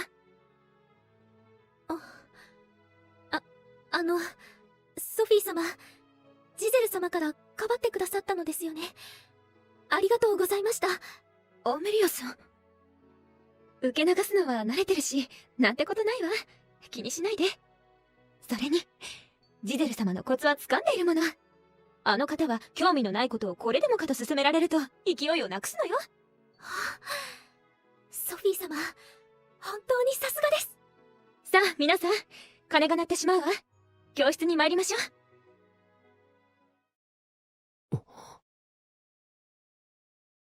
それにしても、今朝の作戦は改めて考えても大失敗だったわね。殿下がソフィー様に声をかけられた時は効果ありと思ったのですがね。その後のことを何も考えていなかったわ。でもまだ始めたばかりですし、これも次に生かしましょう。あなたは本当に前向きね。ところで、どうしてここにルーファスがいるのかしら？それは今朝といい、姉さんがそいつと会ってから様子がおかしいから見に来ただけ。あら、でもそれは殿下を振り向かせるためだって話したでしょ？アメリアさん、ごめんなさい。どうやらルーファス、あなたのことを気に入ったみたい。昨日も家であなたのことを聞いてきて。違う！何言ってんの？だって女性に興味を持たないあなたが気にするなんて。だから違うってば！気に入るとかそんなまさか。ソフィー様、ルーファス様は嘘はおっしゃってないと思いますよ。確かにソフィー様らしからぬ行動を見たら心配されるのは当然ですし、ルーファス様も安心してください。勘違いなんてしませんから。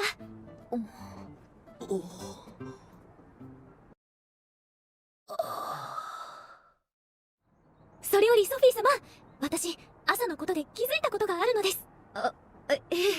何かしら？それより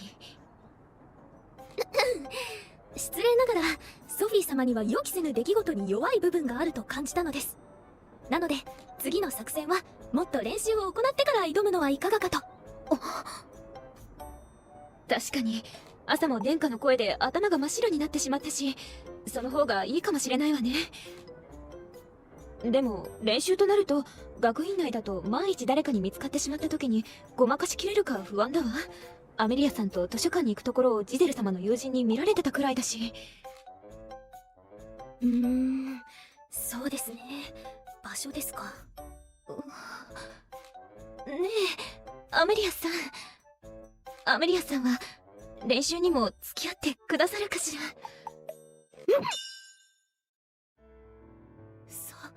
ソフィー様、なんてお可愛らしい仕草。この姿を今すぐ殿下に見せて差し上げたい。それはもちろんです。そう、よかった。では放課後、あなたのお屋敷はいかがかしら。もちろん。私の屋敷ですか？だって私の屋敷だと練習したことが父の耳に入ってしまうし。それは問題ですが、でもうちのような田舎の伯爵家に突然バーネット家の公爵令嬢が来るなんて言い出しる大騒ぎ。それ明日の予定？ええ、そうね。ルーファス様、ソフィー様を止め。じゃあ僕も行く。細かい理由は知らないけど、あんたが姉さんを尊敬してて協力してることは聞いてる。でもまだたぶらかしてる可能性も消えてないからね。後ろ暗いことがないなら僕も言っていいでしょ。ちょっと待って。いいでしょって言われて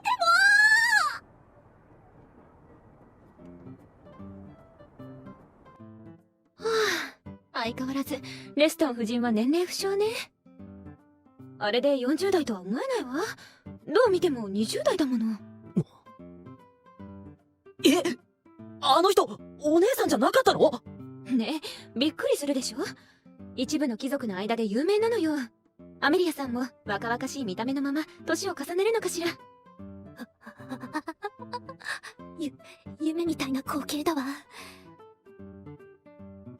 ソフィー様がいらっしゃったこともびっくりしてるけど、まさか本当にルーファス様もいらっしゃるなんて。本当にこれからこの3人で練習するの？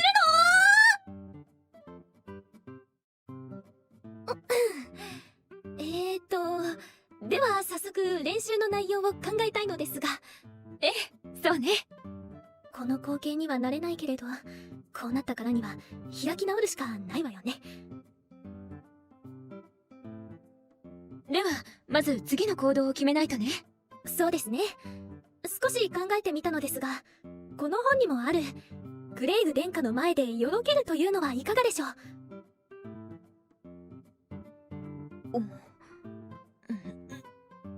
これはかなり難しそうね。つまりわざとよろけるってことよね。そんなこと本当に殿下に見破られずにできるものなのかしら。ソフィー様は今まで完璧を心がけていらっしゃったし、想像しにくいかもしれないわね。わかりました。では試しに私が見本をお見せしますね。ではルーファス様、手伝っていただけますか？は？なんで僕が？ソフィー様が相手役をやると客観的に見ることができないと思いますので。この反応。ルーファス様、私のような地味な伯爵令嬢の急な頼みにお困りかしら。でもソフィー様のためだし。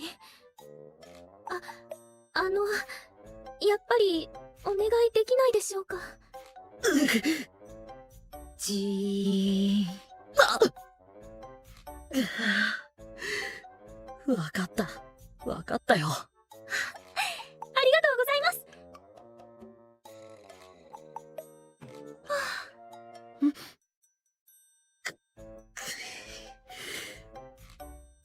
じゃあうまくよろけてよね。ではルーファス様にはそちらに立っていただいて、それで私が今。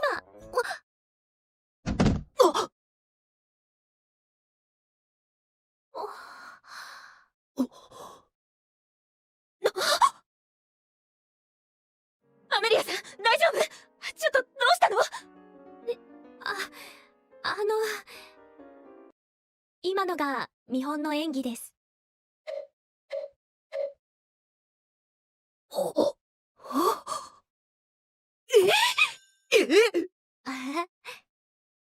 具合が悪そうに見えたけど、今のはわざと？はい、ただよろけるだけだと想像しにくいと思いましたので、貧血の設定にしてみました。びっくりしたわ。そんなに驚いてくださるなんて。これはこもってた時、お母様に、困った時は貧血のふりで退却よ。か弱い女性にも見えるから覚えておきなさい。と練習させられた甲斐があったわね。あ、ルーファス様、ありがとうございました。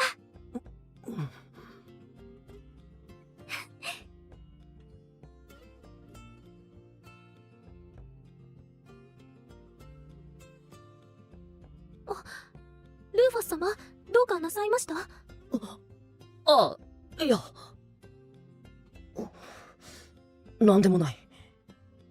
ほら、次は姉さんがやる番じゃない？そうね。では、やるわ。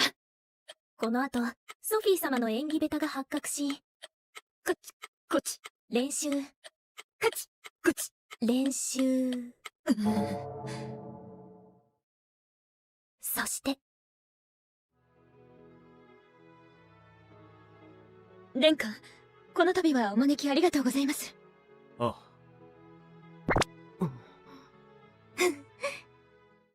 いやー、ちょうどいいタイミングで殿下からお茶会のお誘いがあってよかったですね。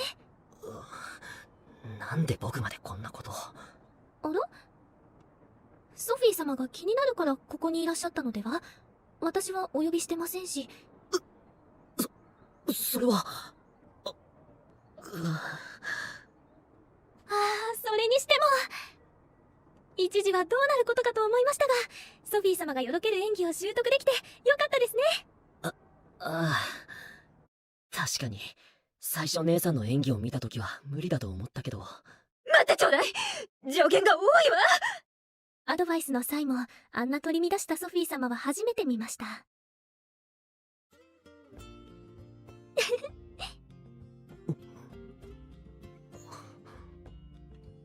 ねえ、あの時あんたは戸惑ったりしなかったの？それはソフィー様の演技にということですか？それは戸惑いましたが。あ、いや、その時じゃなくて。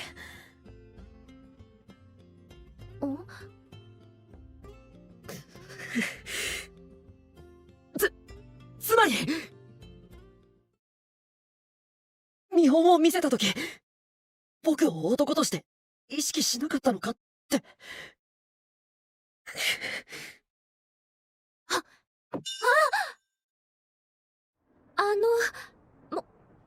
申し訳ありません。演技だと思っていたので、特には。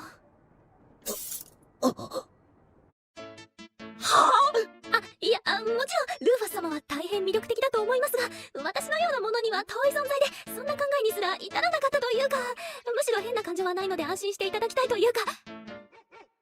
何それ。なんだ。じゃあ、意識してた僕がバカみたいじゃん。すみません。今なんと。別に何も。でも今確かに。ああ、もう。それよりほら、姉さんが席を立つみたいだよ。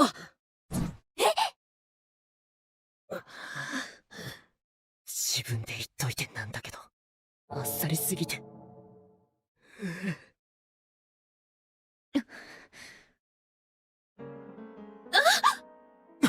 どうした？少しめまいが。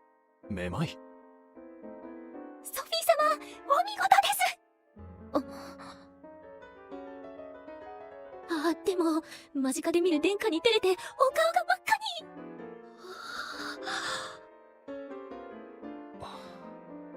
に。そういえば顔も赤いな。いつから具合が悪いんだ？いえ、先ほどから急に。急にだと？あれ？それは何かの急病かもしれん。おい、すぐ医者を呼んでこい。殿下。大丈夫だ。すぐに医者が来る。殿下。っていやいやいや、いい感じの空気だけど。ねえ、これって大丈夫？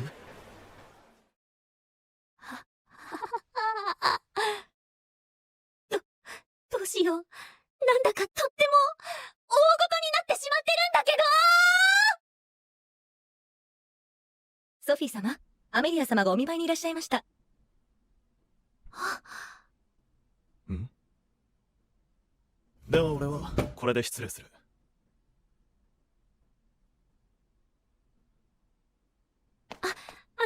ソフィー様、大丈夫でしたか？ええ。だって、診察しても病気なんて見つかるわけないものね。立ちくらみということになったわ。ですね。でもね、今回、それだけじゃなかったのよ。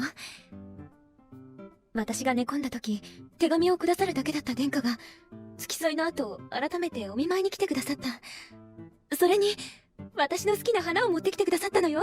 そうだったのですか。確かに、さっきのお二人も、いい雰囲気だった。今回の作戦は騒ぎになってしまったけれど、ちゃんと殿下の心に変化を起こすことができたのね。私を支えてくださる殿下のお姿、男らしくて頼りになって、改めて私は殿下のそういうところに惹かれたのだと実感したわ。ずっと殿下とロゼッタさんを引き離す方が確実なのではと不安もあったけれど、今回こうして穏便な方法でも効果が見えた。ありがとう、アメリアさん。あなたのおかげよ。ソフィー様。これからも一緒に頑張りましょうね。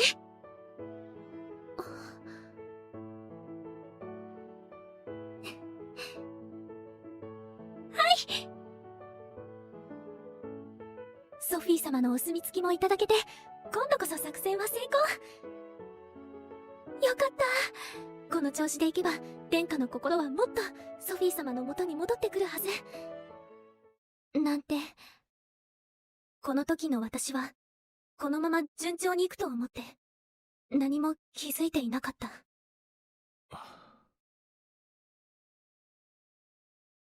まさか、今までの行動が、あんな出来事を招いてしまうなんて。はあ、まったく、なんとかなったからいいものの、僕まで肝が冷えたよ。おや、あれは確かレストン伯爵家のアメリア・レストン城だよね。いや、お邪魔してるよ。マリオン殿下、なぜうちに？ソフィーが倒れたって聞いたからさ、こっそり兄上の後ついてきちゃった。この人は。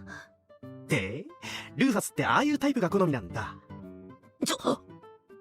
へえ、彼女は目立たないからよく知らなかったけど。違う。最近ちょっと姉さんといるから気になっただけだし。顔赤いけど。これは熱いだけっていうか、ここじゃ目立つ。場所変えるよ。ま、別に俺の邪魔をしないならいいけどね。その口ぶり、マリオン殿下はまだクレイグ殿下とロゼッタ城をくっつけようとしてるわけ？もちろん。何を今更。だって俺は心から兄上とソフィーの婚約がなくなって、ソフィーが俺を選ぶのを望んでいるからね。でも今回の兄上の行動は意外だったな。今まで一度もソフィーの見舞いに来たことなんてなかったのに。まあ、そう簡単にはいかないってことなんじゃないの？お、手厳しいね。ていうかその顔は、兄上の行動に心当たりがある。ああ、それってもしかして、さっきのアメリア城に関係あるとか？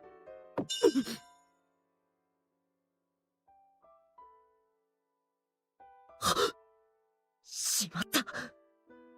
ふん。アメリア・レストンね。覚えておくよ。まずい。この人は幼少の頃から姉さんのことが好きで、姉さんを手に入れるためならば思いもよらないことをしでかしたりする。よりにもよってマリオン殿下にアメリアの動きを感づかれるなんて。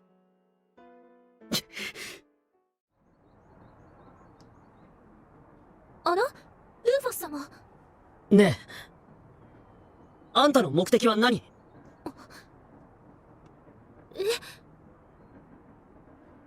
急にどういう意味ですか？だから何のメリットがあって姉さんに協力してるのかってこと。ルーファス様は改めて私がソフィー様に害がないか確認したいのかしら。バーネット家に恩を売ろうとしてる？他の取り巻きを出し抜きたいってこと？じゃあ何？誤解をされているようですが、私がソフィー様に協力するのは決して下心からではありませんよ。じゃあ本当に姉さんを尊敬してるからってだけ？ええ、ルーファス様はご存知ないと思いますが、ソフィー様は一人ぼっちだった私に手を差し伸べてくださった方、恩人です。だから私はソフィー様が笑ってくださることを本気で望んでいるのです。ルーファス様？いや、わかった。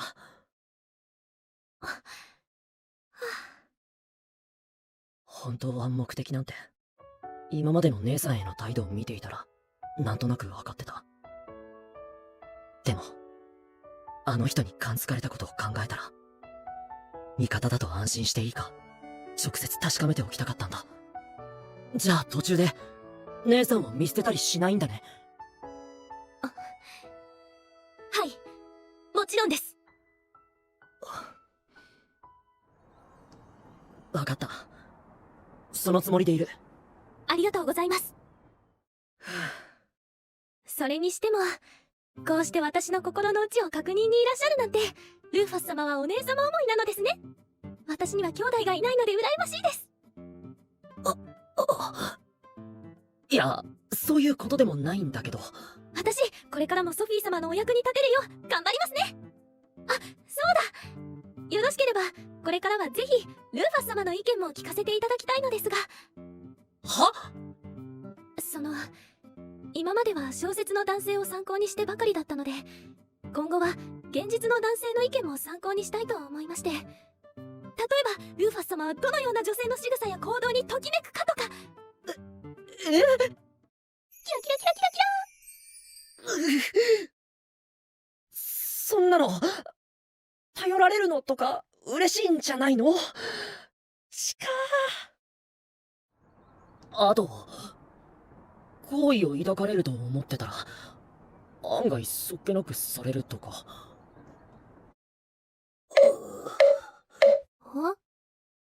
後半は忘れて。どうしてですか？参考になる意見だと思いますが。なんでもこうしてルーファス様の協力も得られることになり、引き続きソフィー様がクレイグ殿下の好む行動を繰り返すこと1ヶ月。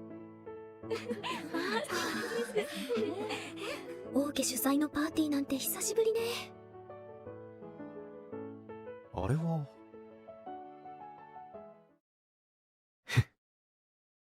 その出来事は起こるのです。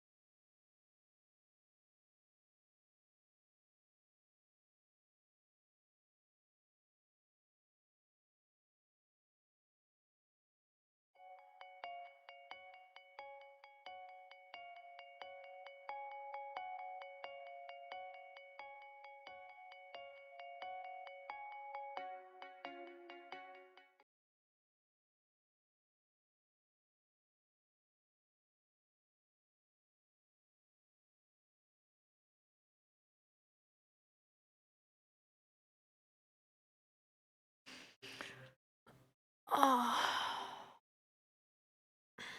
Can't be bothered to go through the rest of their editing. But to sum it up, she said she thinks Sophie is a little bit cringe and wants to stay friends. Then she said, I hope I didn't hurt your feelings. Okay.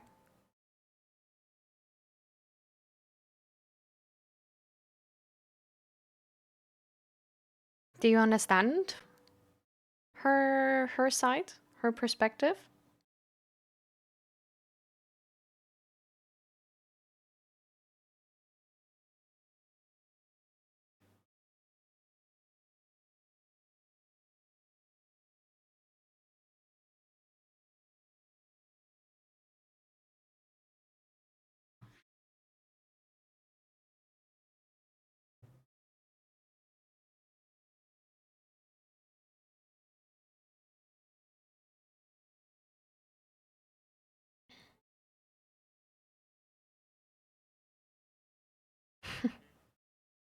No, it's fine. I think we have a picture. But how do you interpret what she is saying? Like, I understand, but she's acting off and teasing me, sort of. How is she acting off and teasing you?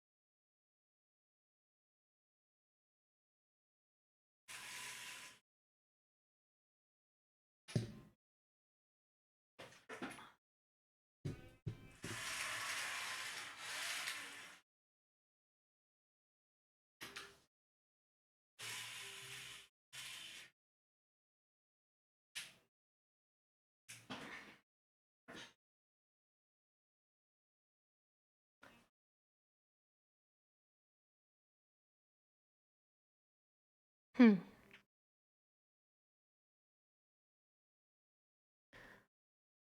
I mean, she did say she wants to stay friends, no? Wouldn't that explain keeping in touch with you? Or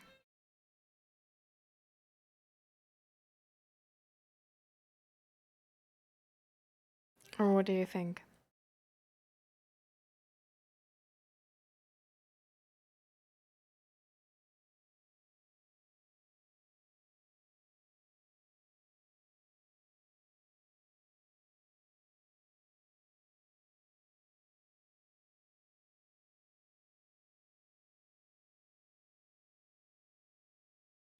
Yeah, but like it's not full convos. When I try to continue the conversation, she shuts it down. Hmm.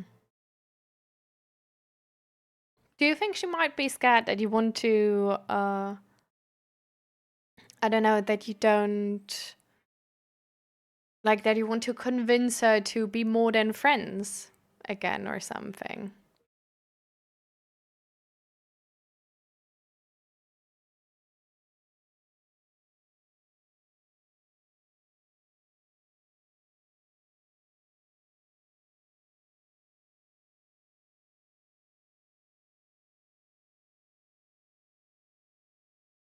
Because I feel like that could be the case, right? Like I don't know how you like answered to her message, but I feel like I don't know, like back then I personally feel like many boys wouldn't have gotten the concept of like just staying friends and would have like tried to like chase me or whatever. So I would have felt like I would need to like keep them at a distance on purpose because they don't know the lines anymore, sort of. But there's also sort of like an element of, since you two sort of have been more, maybe the lines got a little bit blurry between like friends and more. So maybe sometimes I would even feel like, okay, like now, like you know, like maybe she's getting feelings as well again, because she didn't say she doesn't have feelings, right? Like, she's actually said, like, she does have a lot of feelings for you. She's just sort of like not ready for a relationship because she A, doesn't have time, apparently, and B, feels like probably like can't be a good girlfriend or whatever, or it doesn't really know what she wants in a relationship and stuff like this.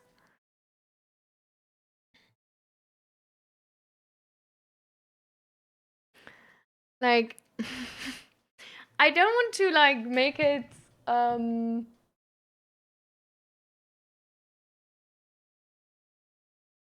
considering to take this one here, but it's really orange. Is it too orange? I think it's too orange.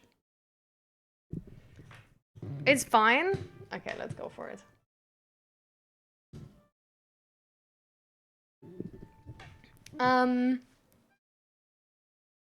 It looks really orange.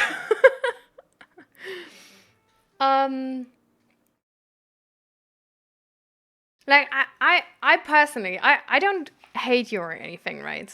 I definitely understand your perspective. I think her message seems really reflected, actually. Like, what I hear and how I interpret her message is that she noticed she's been distant. She's saying sorry for being distant because she feels like that's something to say sorry for, right? So she would feel like if she's in a relationship, she doesn't want to be distant to her boyfriend and she wants to be sort of like a good girlfriend and like be there for him and something like this. So she's saying sorry that she wasn't a good girlfriend and then she was distant. And then she says why she was distant, because she has been thinking. And maybe being distant made her think that she's not ready for a relationship at the moment. But for whatever reason, she doesn't believe she's ready for a relationship, which is not like, she doesn't say like you're a bad boyfriend or anything, right? Like she says like she's not really ready for a relationship. So in essence, that also means like she doesn't feel like she can be a good girlfriend right now. Or that she doesn't have the energy or time or whatever to be a good girlfriend right now, or maybe that she can't articulate her feelings well enough or what she needs in life to sort of like be a good girlfriend, you know, and have like this open communication, or like that she doesn't feel like she can't be as committed as she would like to, sort of. And then she says like she likes you a lot, but yeah, she doesn't want a boyfriend right now. So there's not this is not a position she sort of like takes you out of because she thinks you're crap. It's not a position she's replacing with somebody else, but it's a position which she thinks like she thought it's open, but apparently it's not. And then she explains why she believes that, right? Like she's worried that she doesn't have enough time, she can't focus on school. And she's sort of like noticing how she wants to spend like more time with her friends, and maybe that like having a sort of like a relationship on the side is like a bit too much, you know? And so this is how it seems to me. Like, to me, it seems like she really likes you still. And she knows this is not a nice move. She knows this is sort of like unfair to you, and she's like really trying to explain you this is not about you. But I just don't have the energy, time, and whatever right now. And I hope we can sort of like still stay friends. But like I don't have the energy for more. And I should have thought about this before, but I just didn't notice. And, you know.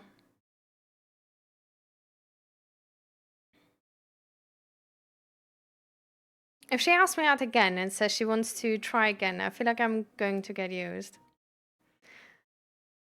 I feel like being scared of being used is something which we bring with us as well. And it could maybe be interesting to find out why you're scared of being used. Like, is this something you expect because you have lived through it? Or is this something you expect because society tells you that women are like super manipulative and like just use men? Like, where is this coming from, you know? Because it's like, I do know that it's like a really normal sort of like it's a really common expectation. No, past trauma. Okay. So this is something she might not know, right? Like, this is sensitivity that we don't need to get into detail here. It's fine. But this is a sensitivity which is your sensitivity because of the past experiences you have made. Okay, now this sun is being a little bit a lot. But yeah, so this is a sensitivity that you bring to the table, and other people might not know about, you know, and might not expect either. And this doesn't mean that, I don't know, you just have to, like, you can't be angry at them, but you're gonna, like, feel used anyway or whatever. But this is something where you can, like, you know, like, consider yourself and your feelings a bit more. So, for example, if she were to ask, like, to go out again, for example, you could just be really open about that and talk her, like, you don't need to tell her the trauma, but you could just tell her that you're scared that you're gonna feel like you're being used, like you really don't, like you're sort of like a high commitment type person, and you don't want to start something where you're not sure if it's gonna end in 2 weeks. And you really want to be sure that she's sort of like in it and is sure about that, you know? And you can ask her like to think about it again if she's really, you know, if she's really in it for a bigger commitment like the one you ask her to.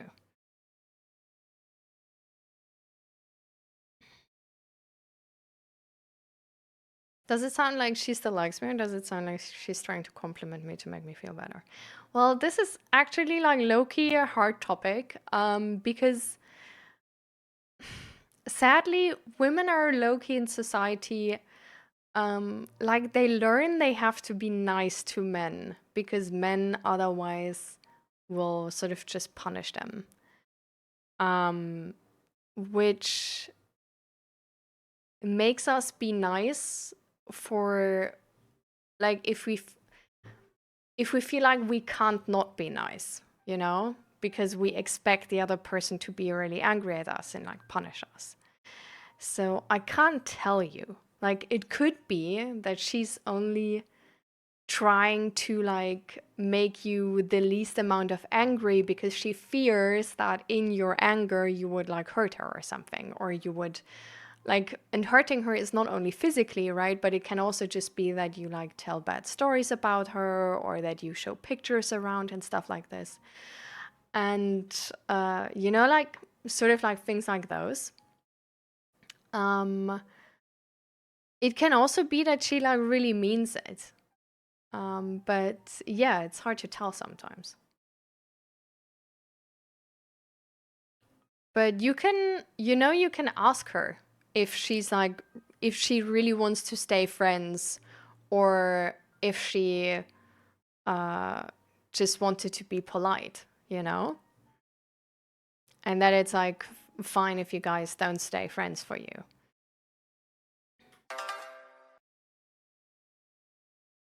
Welcome to the stream. Thank you for the follow. How are you doing?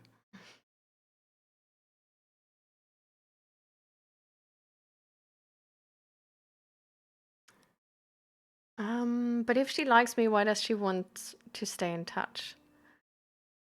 I mean, I think that makes sense, right? Like maybe she wants to stay in touch because like she doesn't have time for a boyfriend right now, but like maybe later, you know, like maybe in a year or something. Or maybe she just really likes you as a friend as well, and like while she doesn't have time for like a relationship right now, she does want to keep you as a friend.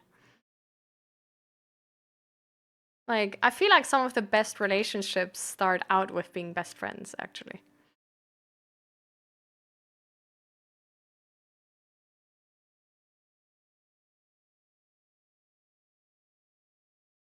So I'm another option if she wants a boyfriend. I mean, I guess, for example, but I don't think usually like, well, young, like if you're really young, definitely it can be that some people just want a boyfriend. But if it's like a more serious setting, people don't want a boyfriend, but a specific person as their boyfriend. So I don't know.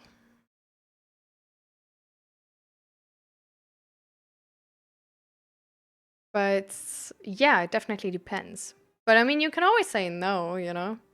Like you can say you can't, you don't, like it's really hard for you to stay friends right now and you don't want to. Like that's really fine, you know? Like this is like the message she sent you is her perspective and her wish, sort of. Like it's sort of like a suggestion, like, and you can only take it for the truth at the moment. So like this is like her wish is apparently that you guys like do stay in touch, sort of, and that you maybe like just go back to being friends. Because even though she doesn't want you as a boyfriend right now because she doesn't have time for that, she doesn't want to lose you like entirely either. But you can, you know, like you can be not fine with that. You can say you don't want to and you can't. You can say that you like need some distance first and then later on you guys can be friends. Stuff like this. Yes. It's fine. What time is it at your place, by the way? Because for me it's actually 2 p.m.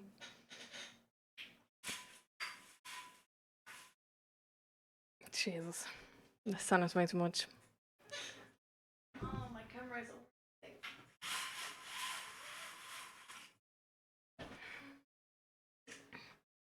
Oh, goddamn. Okay. Yeah, go to bed. But you can always come back and like talk to me about this a bit more if you want to. But yeah, I didn't think she was trying to be mean. And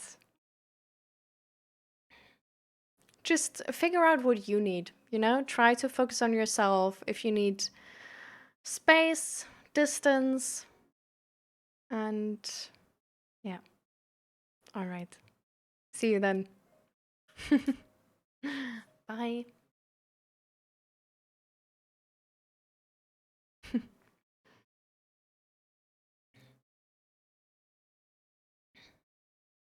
Assassin, do you want to join the chat or not?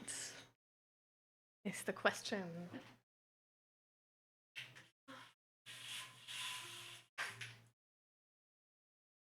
Okay, I'm gonna check on my phone how orange that looks, because on my PC it looks crazy orange.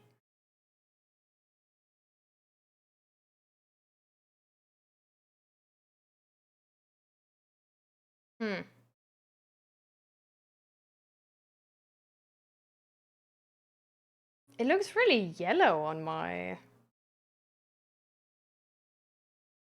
phone.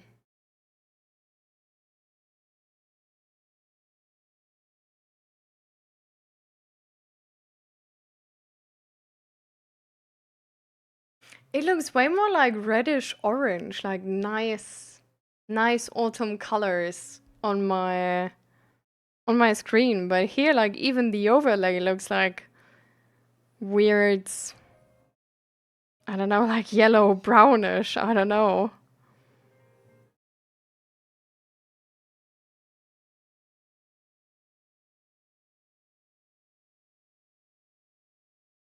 This is concerning.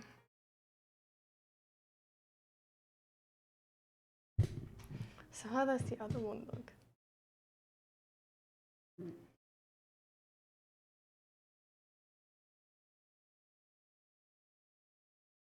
Mm-hmm.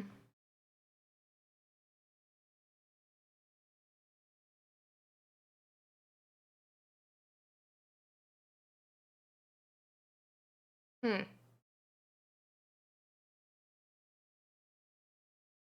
I feel like maybe like a little bit more orange, but not too much.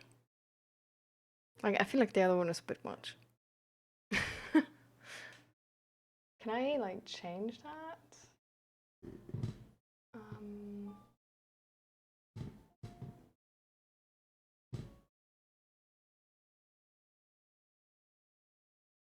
Hmm.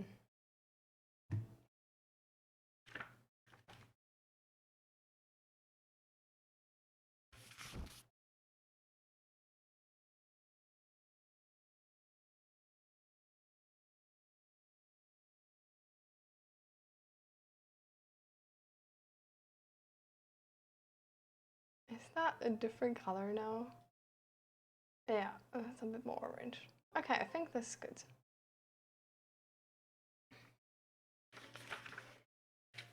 See ya, Fluffy. Good luck at work or wherever you have to go. Okay.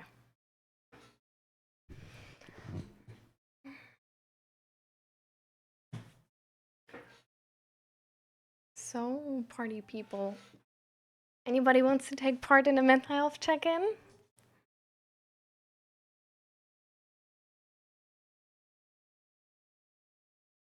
Anybody feeling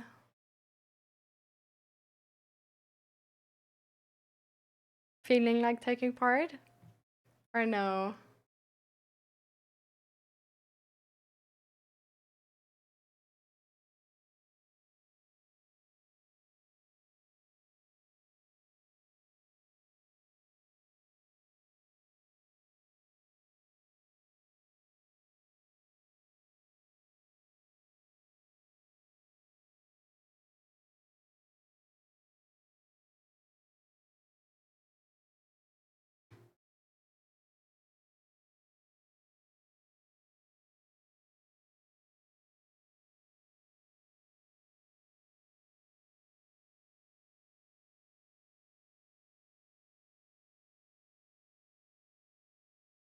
I'm at the moment switching the color of the background a little bit.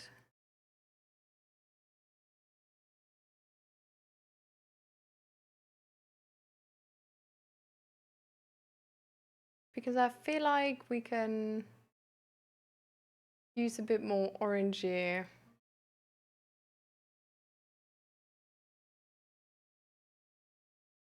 There.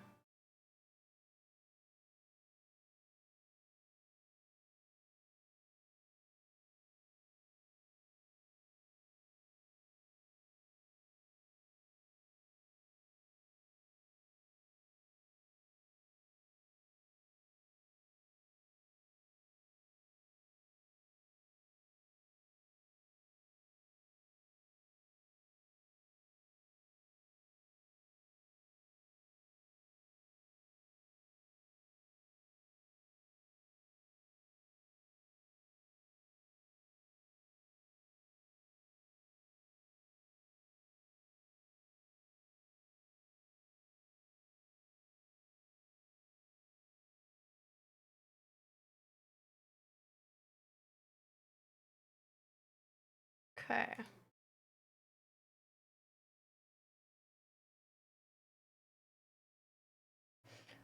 All right, let's see how we like that.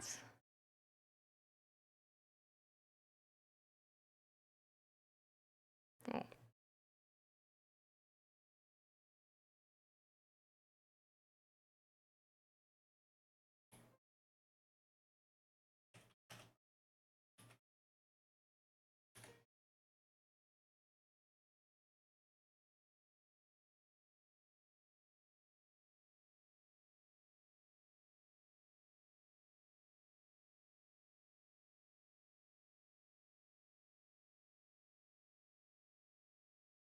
Okay, I'm gonna open this on my phone. Okay, it looks like this, and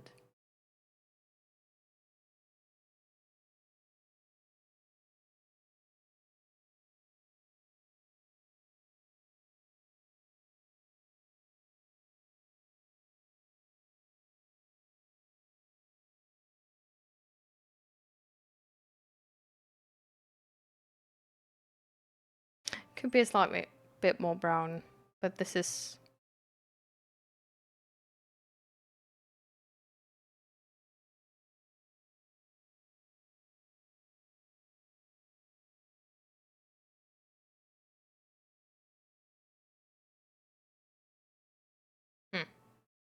it's hard. It's tough to find a good color. I feel like.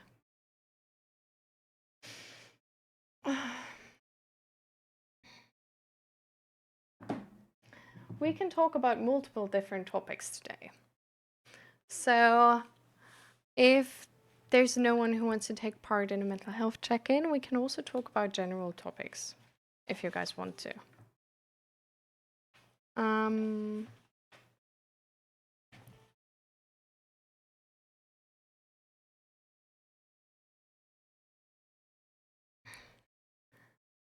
But yeah, it sort of depends what you guys feel like doing.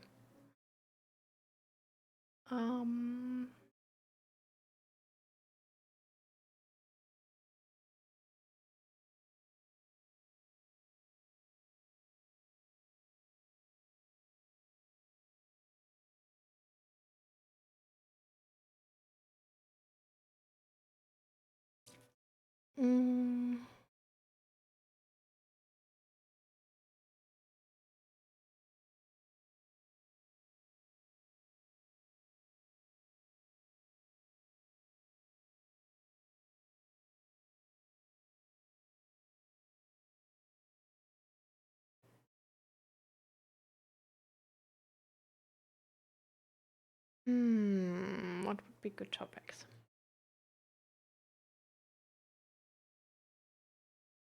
I feel like it's really hard to just start like something, because usually it's like the easiest for me to just start with something when it's like sort of like asked, because then I sort of like know in which direction we're going.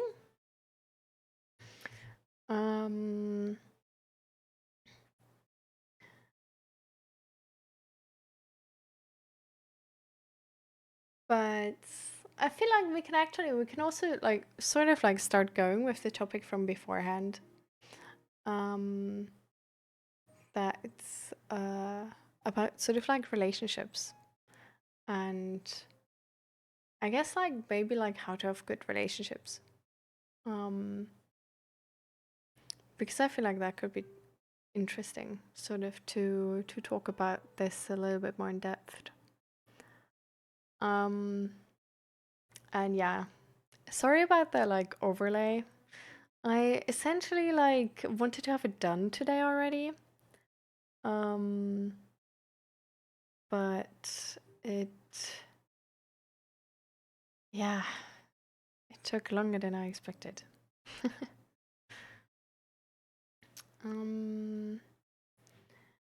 But let's maybe start actually with my personal mental health check-in and then see where we're going from that point on.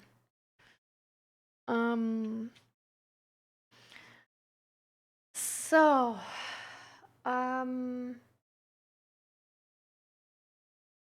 I just remembered, in terms of personal mental health check-ins, I need to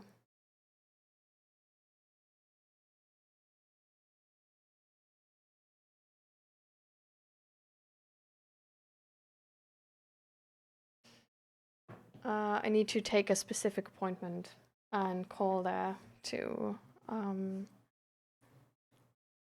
say I'll use it.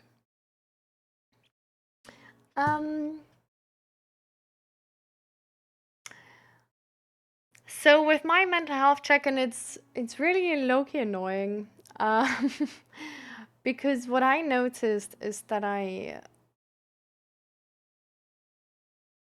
I did like a few things like really good, and then like a few things I'm just at the like old issues, I feel like.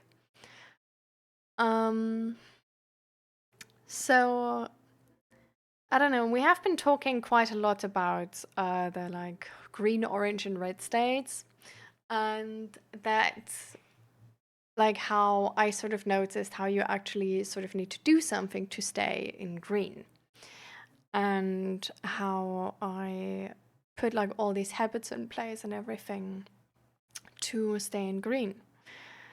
Well, over the last week, I have changed those habits, and I noticed how I don't entirely like the outcome of it. Um, but I don't know, I just sort of felt like, oh no, it's not because of the habits I changed. It just, I don't know, because of the weather or because I did a little bit too long here and there, like sort of like this.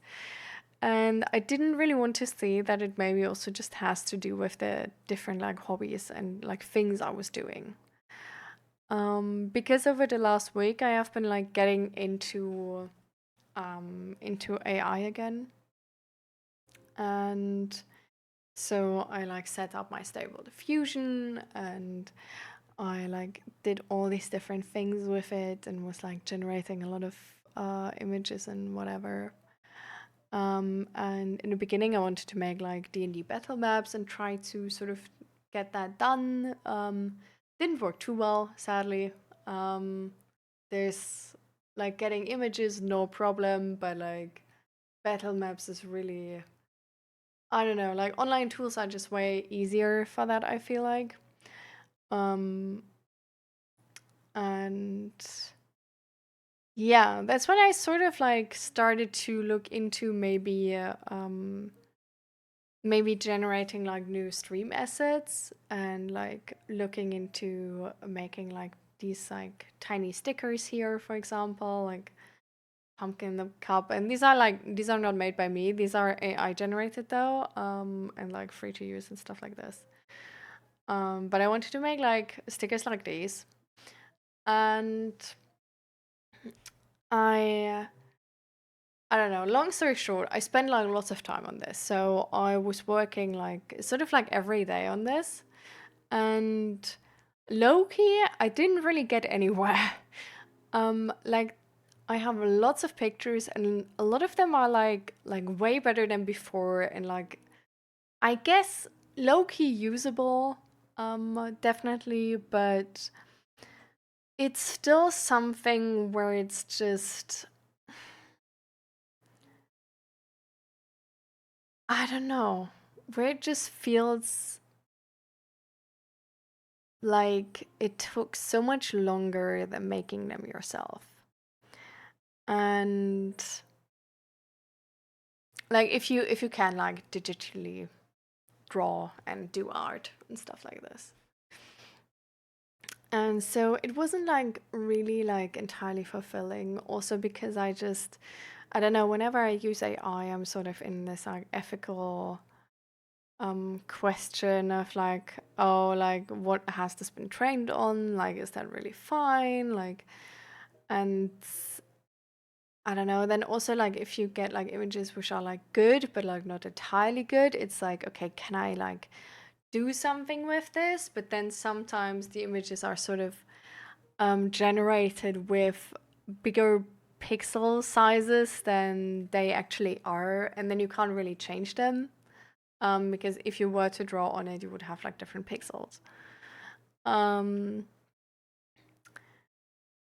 So I don't know, just like a lot of like work where you don't really know like when it's going to be done, and you don't really have like linear process to any certain goal as well.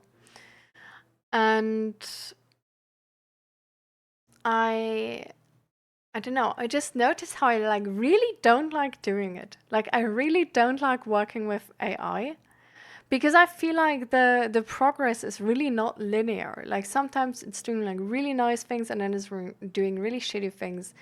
And I feel like if you work with AI when you don't have like a like, I don't know, you're low-key like lacking creativity, and or like don't really know what you want specifically, but you just want like some, I don't know, whatever picture of a house or meadow or whatever, then like, okay, fine. But for me personally, I always have like really specific ideas already. And that's why I think working with AI is so frustrating for me, because it can never actually put all of this in place. Like it's never down to the T like I imagined it, which is always sort of like frustrating, because you're like, oh, this is good. This is oh shit. Um and then I sort of got into like digital art. But this is only started like recently, like a day ago or something. Where I thought like, okay, you know what? Like, how about I just learn how to do like digital art well, and for example, like how to make like good emotes and stuff like this. Instead of trying to like gamble my way to good emotes with AI. And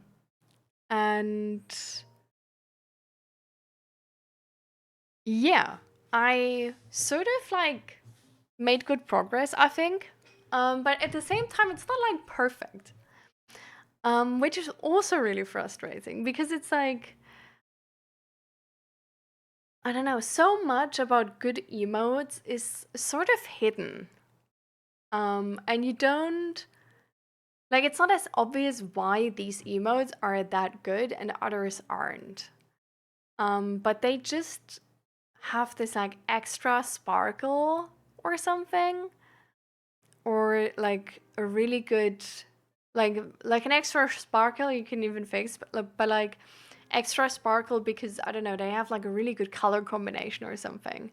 And a color combination you can't like just copy like this, if you make your own emotes, right? Because you would need like the exact fitting colors. Which if there were any emotes, then I would just like buy those, right? So I don't know, just really annoying. But I noticed how actually just doing the digital art is so much nicer for me than doing AI. Or like using AI. Because it's so much more predictable. And that's what I really don't like about AI. It's so unpredictable, and it takes time where you can't really do something. It's not really based on your own skills that much. And it's not really something I'm like too interested in. It was more like the use to an ends. And yeah, within that week, I also neglected my other things I usually want to do in a week to stay in green, which, for example, is reading.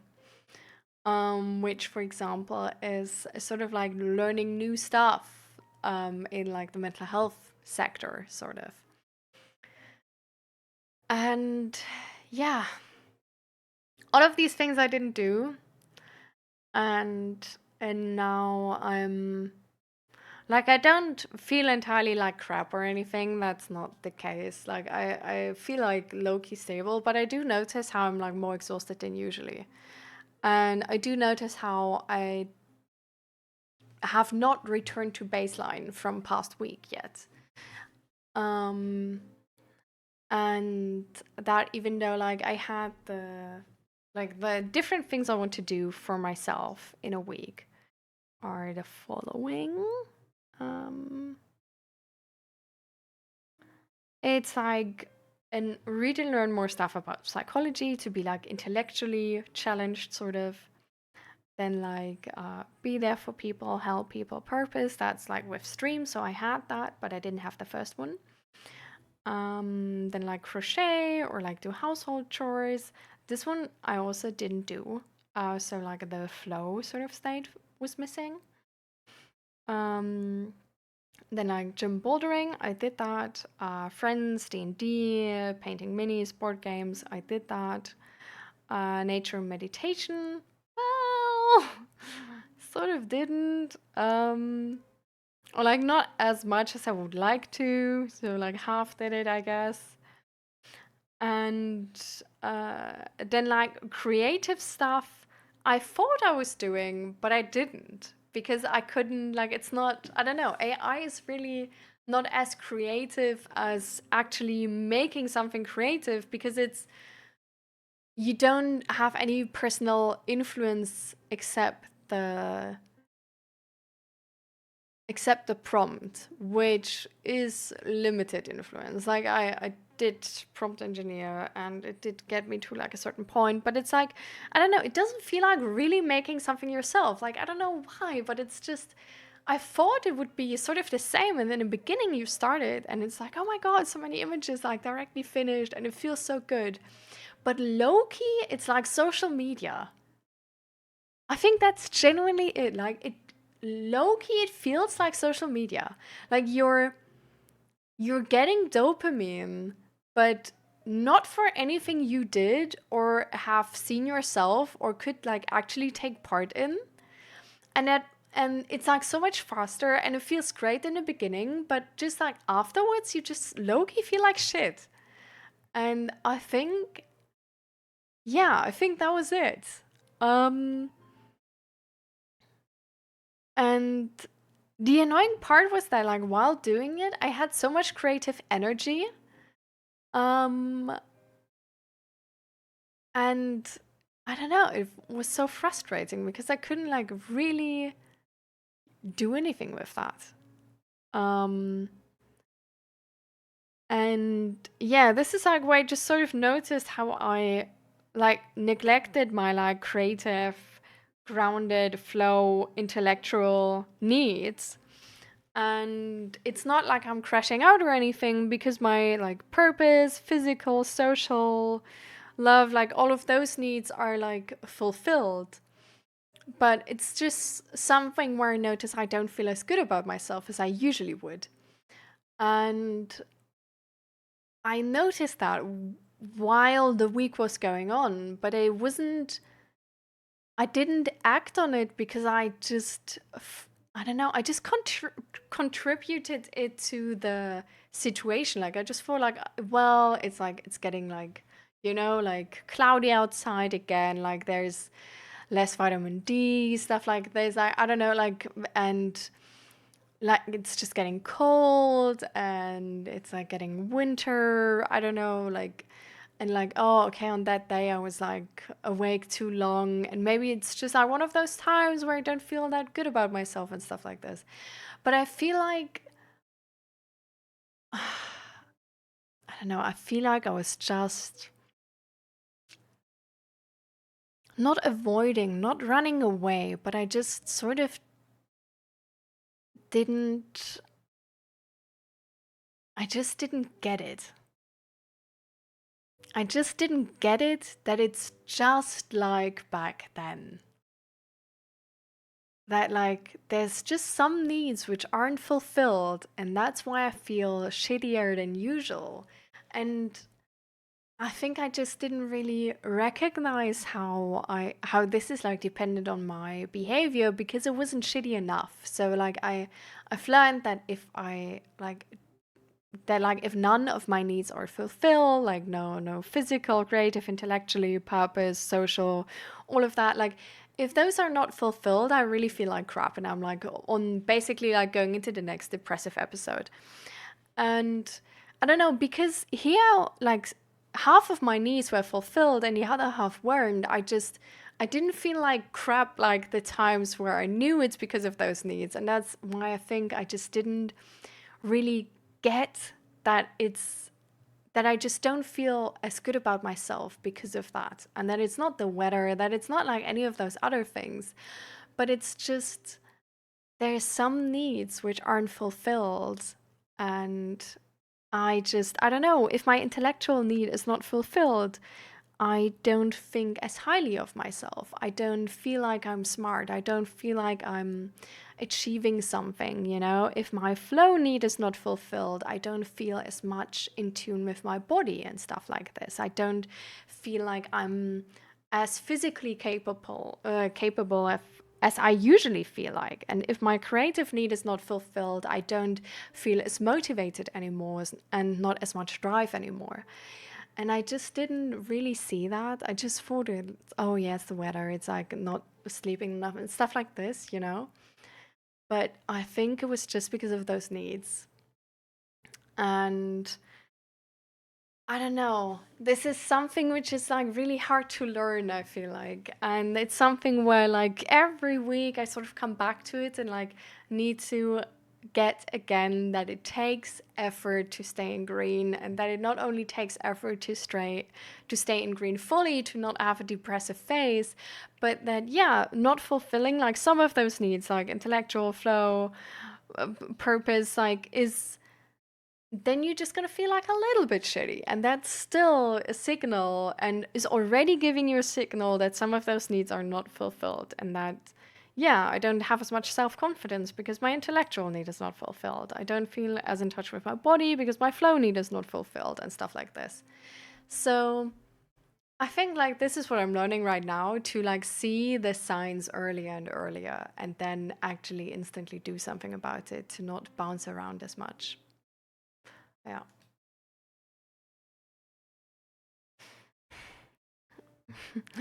Ooh, Ursula Digesta, welcome. As a massive overthinker and undiagnosed ADHD, however, my brain goes into full overdrive with overthinking about what other people think about me and only thinking about the negative. It's led to me having anxiety panic attacks. How do I break out of this cycle? Ooh, okay. Let's get into that. Let me drink for a second.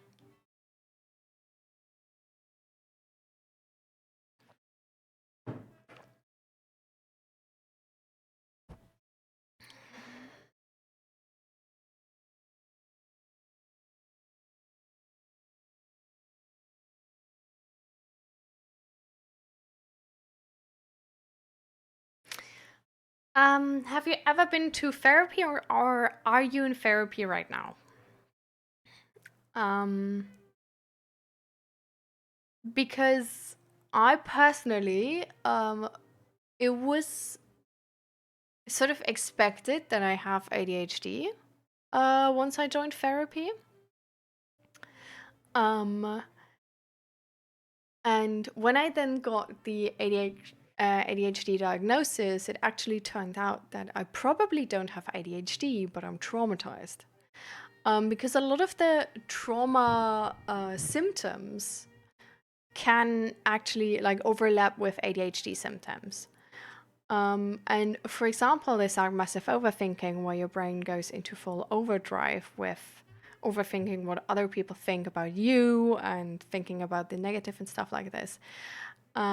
This especially is really well connected to trauma.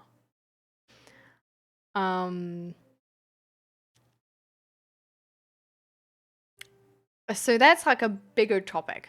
And it's a topic which like can be sort of like fixed in therapy. So I'm glad that you're about to start therapy again. And I think like 7th November, you know, it's like, I know it's still a few weeks, like don't get me wrong, but it's like, it's at least not like 5 months or 6 months. You know what I mean? Like it's foreseeable in the future already. Like there's a date on the calendar.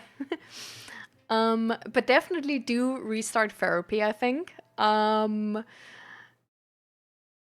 But there's maybe like some things we can definitely talk about right now, or get into right now. I started a new job 3 months ago, and I cannot help but think there's a slight possibility that there are people who don't seem to like me because I see how cliquey the office is. Ah, I see. Why would it be negative if some people don't like you? Hi, James. How you doing? Welcome.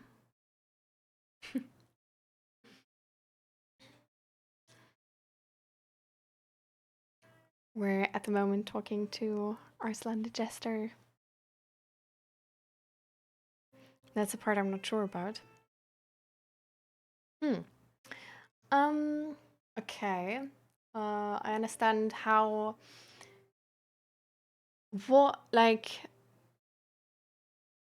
if you have anxiety about this, in which direction is the narrative of the anxiety? Because anxiety and like there's usually, okay.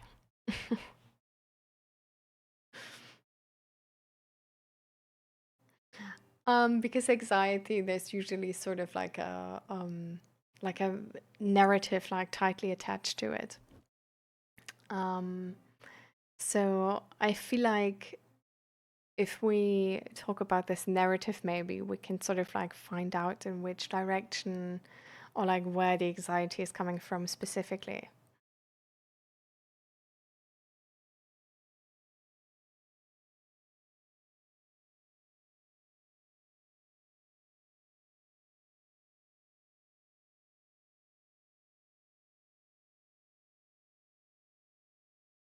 And don't be bothered by James.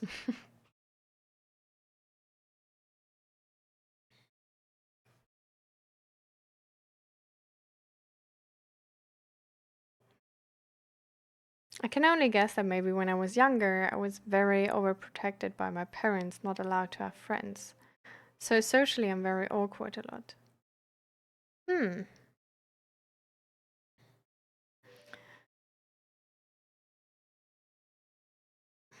Mm-hmm.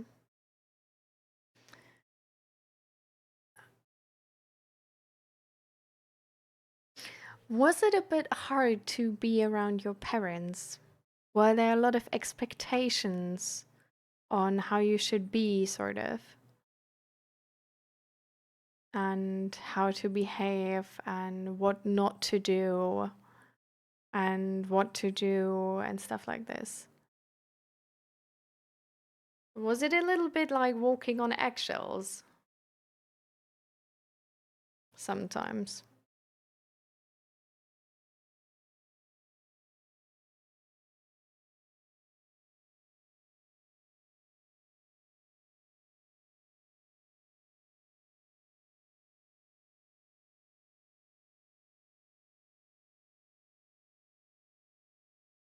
As the youngest of four, they just didn't want me to end up like my siblings, so after they got jobs, became too rebellious. Mm-hmm. Okay. Too rebellious. Mm-hmm. Do you still have contact to your siblings? And do you like your siblings?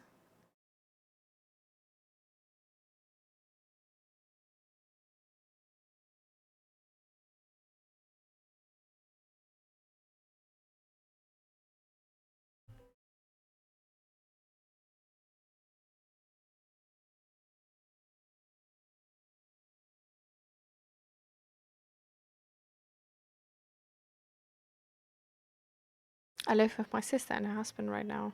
Yes, I still do. Oh, okay. So, are they too rebellious then? Like, is it bad what they become or became?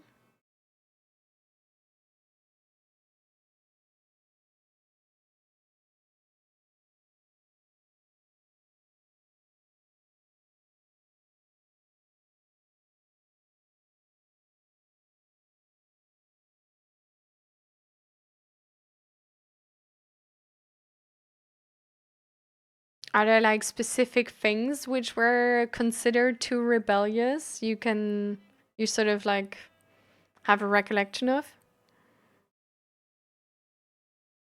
Hmm. Hmm.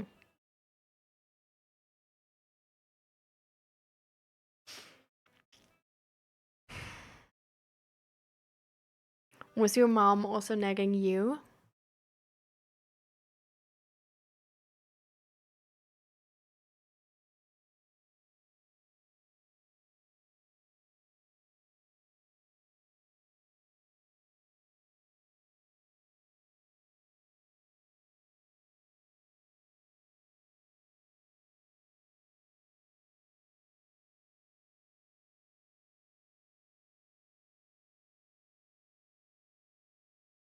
Yeah, constantly about stuff like religion, mostly since she was Usada. Mm. Um.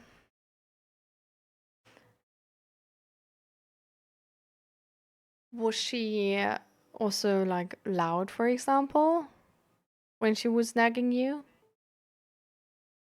Or turned like angry? Or sort of like threatening in a way? So like was there any sort of like thing where you felt like it was not only annoying that she was nagging you, but you were scared in that moment? Very, she would also never seem to stop. So I feel like we might know where the anxiety panic attacks is coming from. And like I'm not a professional, right? Like definitely do get therapy. Okay. I just feel like this is like maybe something like which aligns with that, right? Like what do you think about this? Because I feel like if I picture you as a child, or like if I picture a child in general, with a mum like you describe it, I would picture a really stressed child. A child which is sort of like the entire time like looking from left to right, sort of like walking on eggshells, not trying to do something wrong and then always ending up doing something wrong because there's just way too high expectations, like there's no chance of not doing something wrong. And like having to watch out the entire time to sort of like see the expectation and then adjust to it. To not, I don't know, get in the, like not get the next target.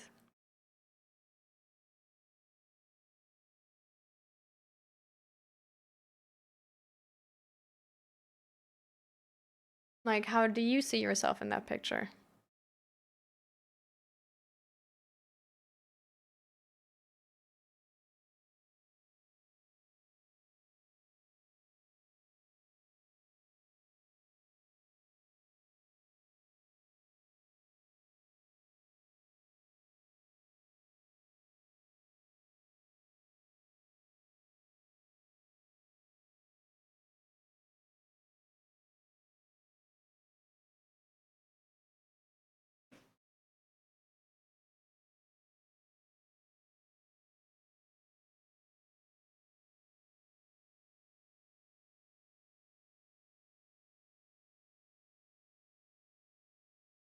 Everything fine, Arslan? I'm not too sure. But I do recall at one point when I was free to do what I wanted, I tried to get people I met to sort of like me.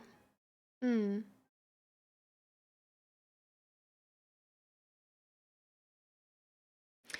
Can I ask you how old you are when you...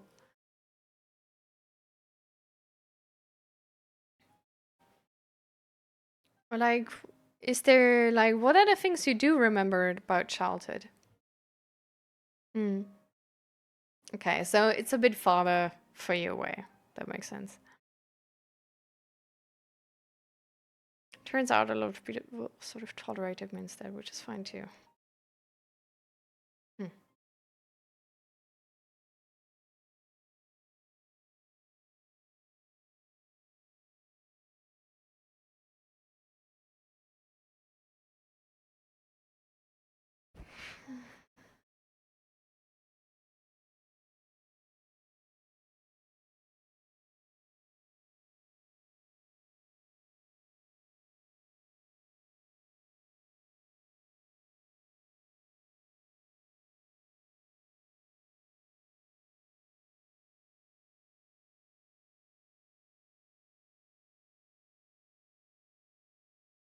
Hmm. What was before that time? Like, do you remember how you felt with like 10, with 12?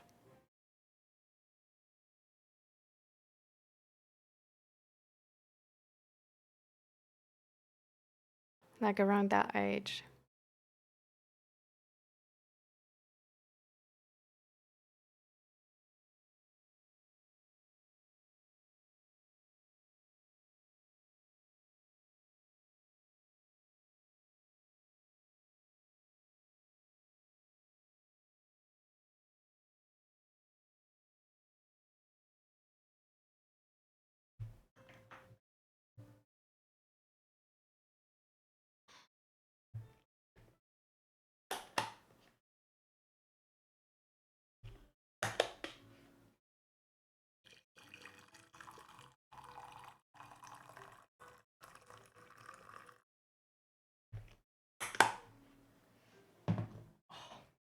I have so much muscle pain in my arm here because I was playing tennis yesterday. I think because I was like that age, I was probably like clinging onto her a lot, and my siblings at the time detested that. So she coddled me a lot when I was super young.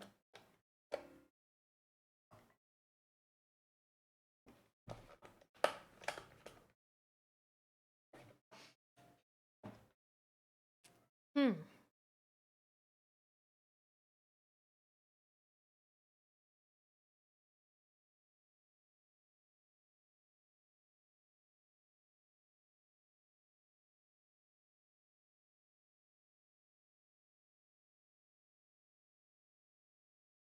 You say you think. Do you not have like a proper recollection of like certain situations, or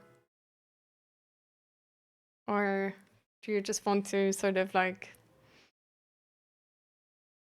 phrase it a bit softer?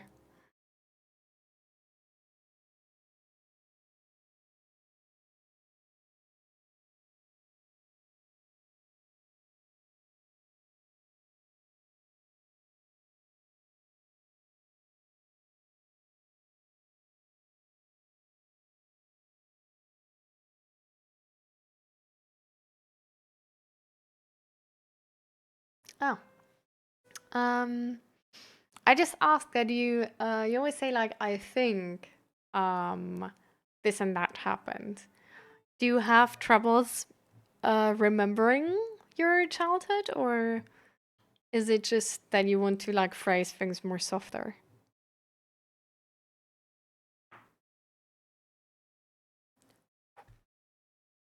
My tea is really hot.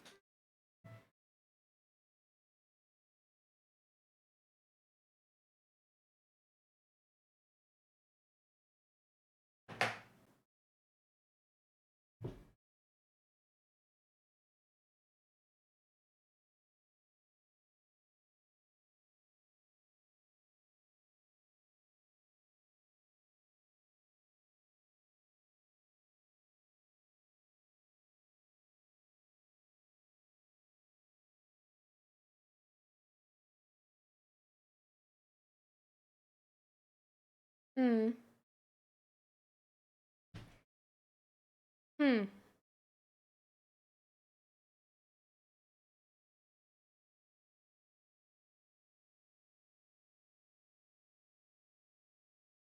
And you weren't really allowed to have any friends, right? Was that also back then already? Or did that only start later?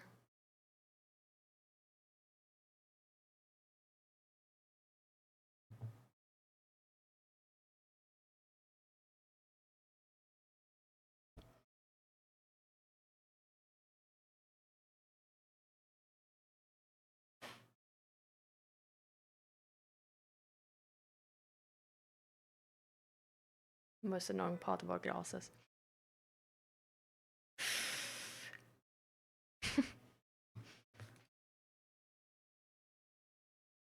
Hmm.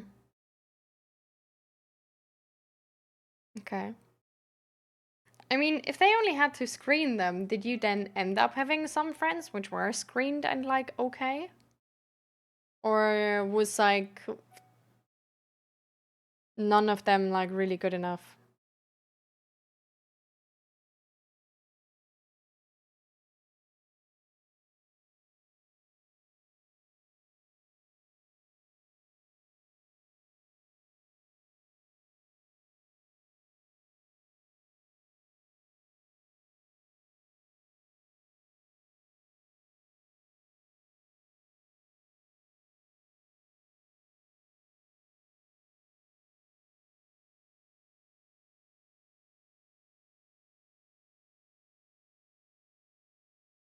I mean, friends can be a danger, but friends are really necessary.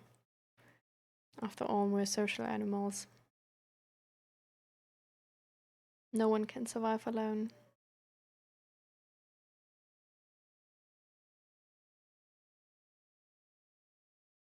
I think my friends at the time got annoyed. I was forced to bring them to my home every time I wanted to go out during those times. Oh, damn. Yeah, I can expect.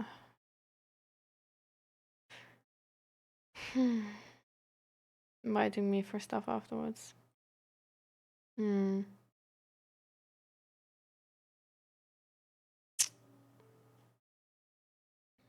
I see.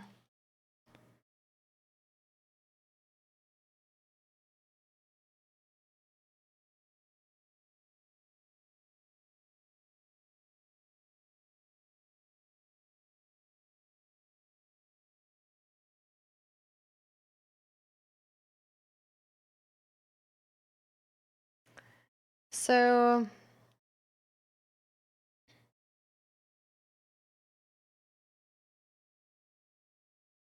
I wonder if I was too much alone as a toddler. I mean, maybe. Like being social is like definitely sort of like a skill we have to train, right?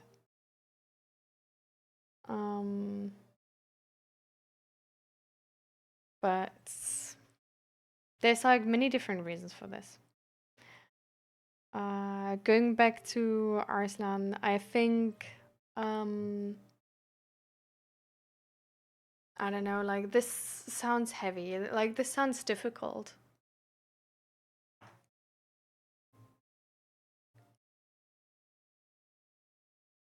Like this sounds like a difficult childhood. And not only childhood, but sort of still.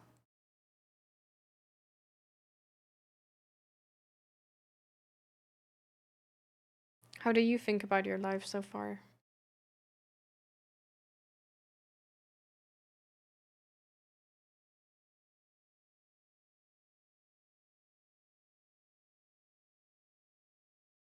Ups and downs, really.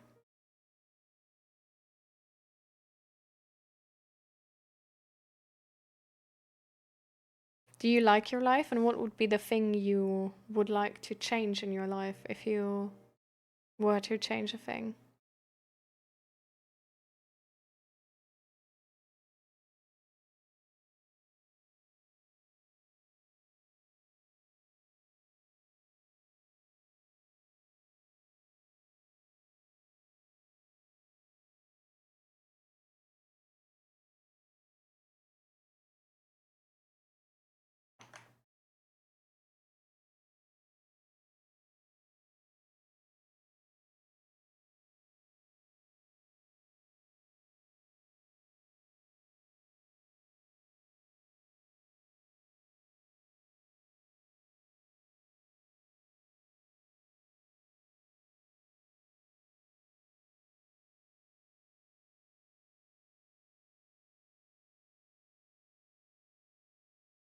Right now, I'm content with the current friends I have. My job's alright. The only thing I'd love to change is all these thoughts in my head and how it can affect my day.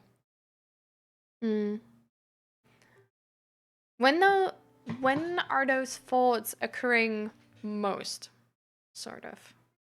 Or like, what type of situation is leading to those? And how do they affect your day?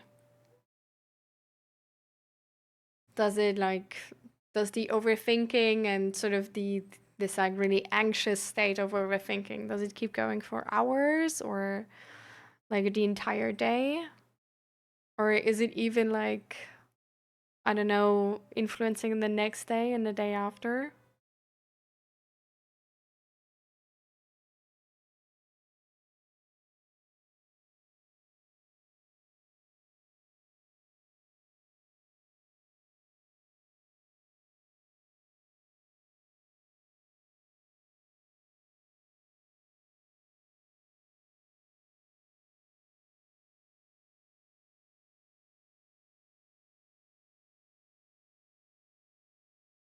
I can imagine that life is a bit boring if you don't have many friends and just have Twitch as company.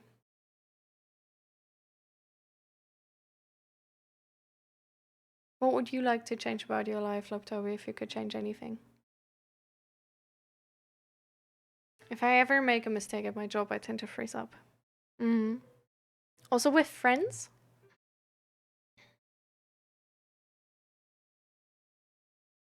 Or only in like a professional scenario?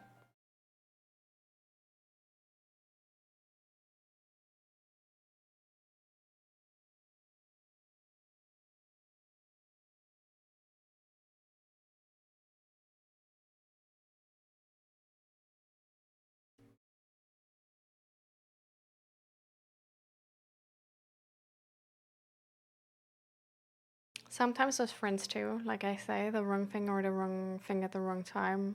And I'm never able to catch myself from making that mistake.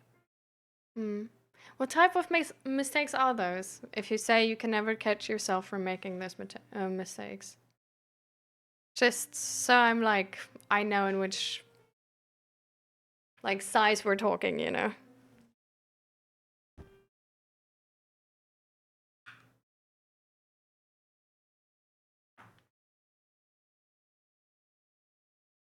I'm too much alone. Girlfriend got moody with me many weeks now. So is that what you would change in your life, 𝔹𝕃ℂ? To like be less alone? Or what would you change to have a better life? Like what would like a good life look to you? There was one time I got too passionate over a game a friend of mine was playing, to the point he was a bit too uncomfortable.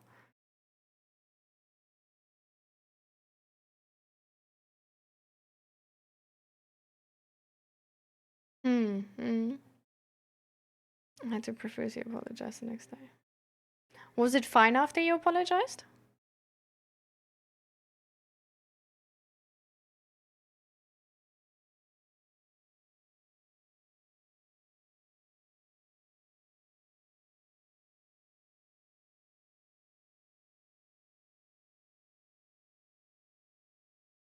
I did not learn social much, so not easy to find another, and I don't try. No, I mean like a regular friend. 𝔹𝕃ℂ. I don't mean like another girlfriend. Like how would you change your life if you could change it to anything? Like how would your life look if you could overcome like any type of fears or anything?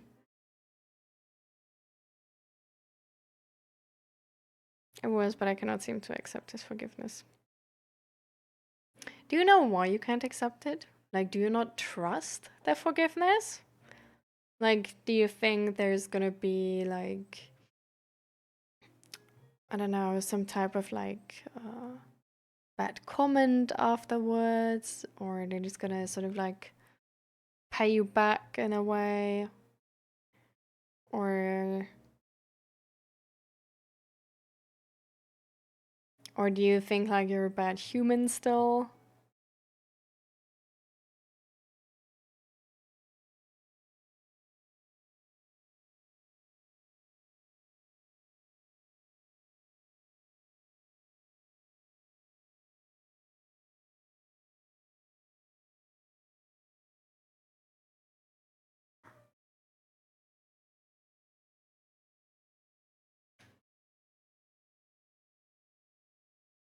𝔹𝕃ℏ, why do you have a resistance to saying what you want out of life? Do you not want to do anything different? Or like have a different life?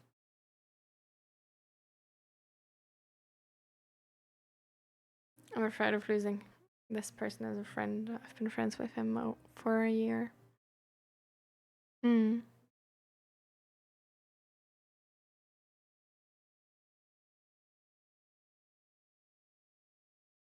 So you sort of like, you don't trust the apology that it's like really fine.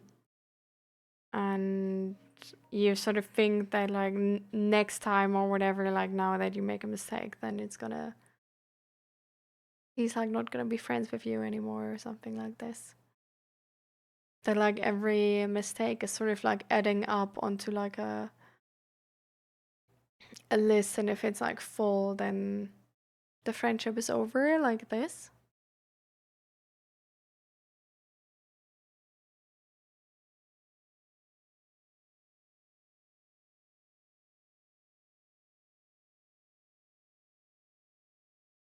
Hmm.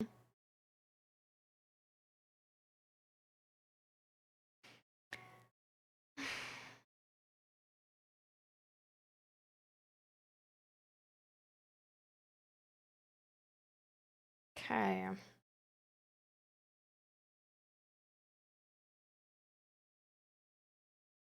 So there's different approaches to anxiety and panic attacks in general. And especially if it's connected to trauma, it can be like more complicated. But there's a few things you can sort of try. And I'm gonna just explain you my sort of like experience with any of those so far. So for example, I also have social anxiety. And I definitely also had sort of like anxiety to like go out alone and stuff like this. So just like basically like social anxiety in general. And not only that anxiety, but also like anxiety sort of like dark spaces.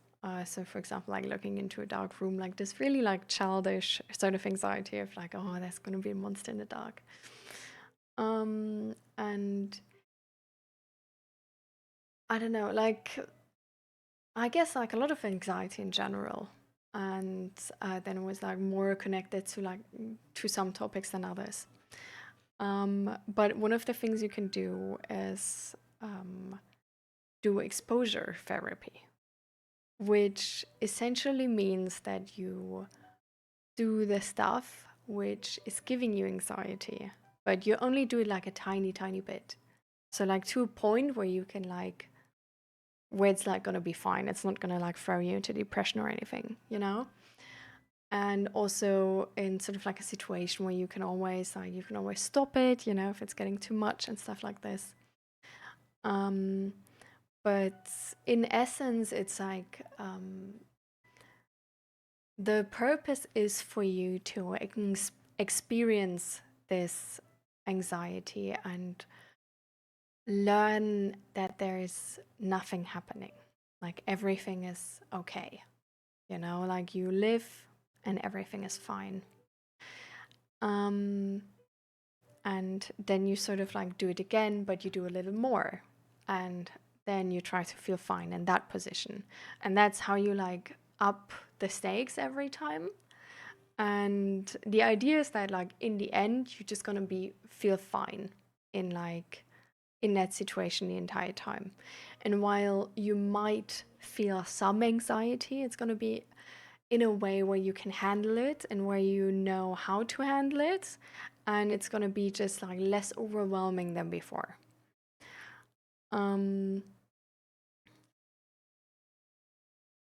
But this is anxiety before panic attack. This is not if you are in a panic attack. Because if you are having a panic attack, you need to like, this is like, it's already like over the top, sort of. So you need to like get to a like safe, acceptable base level again.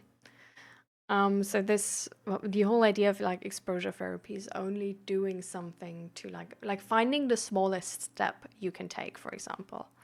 So I don't know, like it would be, I don't know, like maybe, like I actually have had a little bit anxiety of spilling something, like spilling water on the floor, for example. Because back in my childhood, that was like really, I don't know, it was just this like, oh, no, and there was like a huge reaction to it. And so I had anxiety from that. And with that, it's, for example, that you yourself sort of like alone in your kitchen, like nobody else is there, that you on purpose spill a little bit of water. And then you just sort of experience the situation. You try to really listen actually to your anxiety. Try where it's coming from, what it's telling you specifically, what the fears, what the specific fears are it has, what the situation is you expect. And at the same time, you tell yourself, you sort of like compare what you expect, what the fears are you expect, with the reality you are in, which in that scenario is you're alone. Nobody is screaming at you. Everything is fine.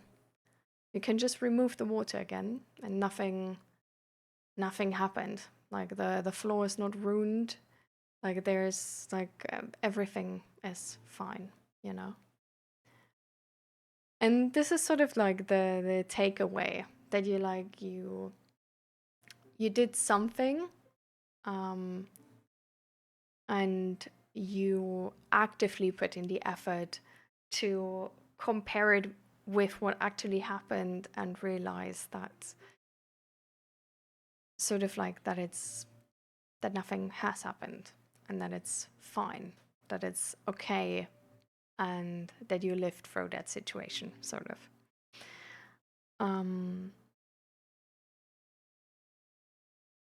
With the panic attacks, you usually just sort of try to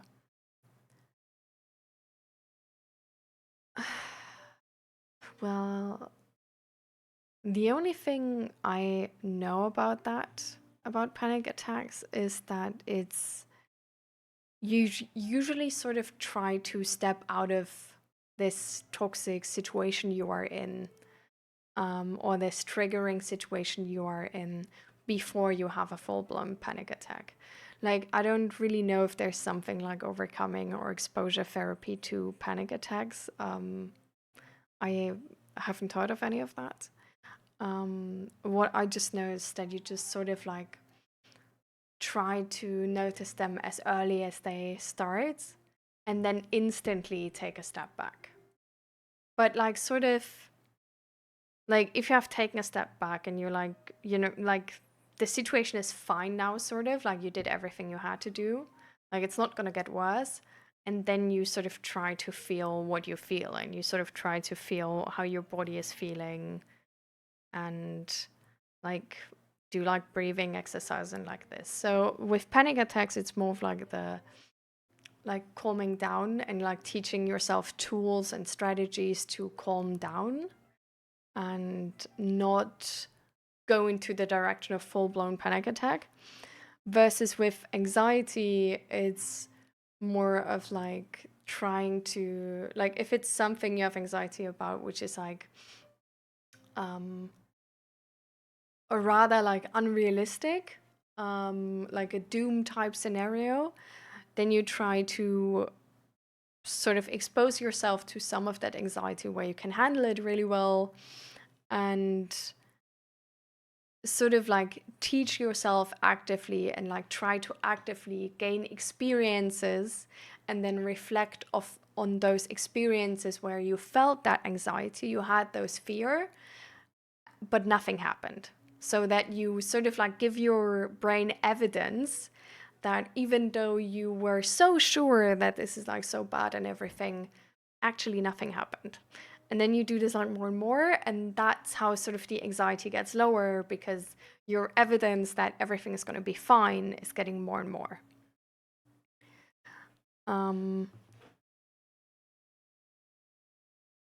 But yeah, Aslan,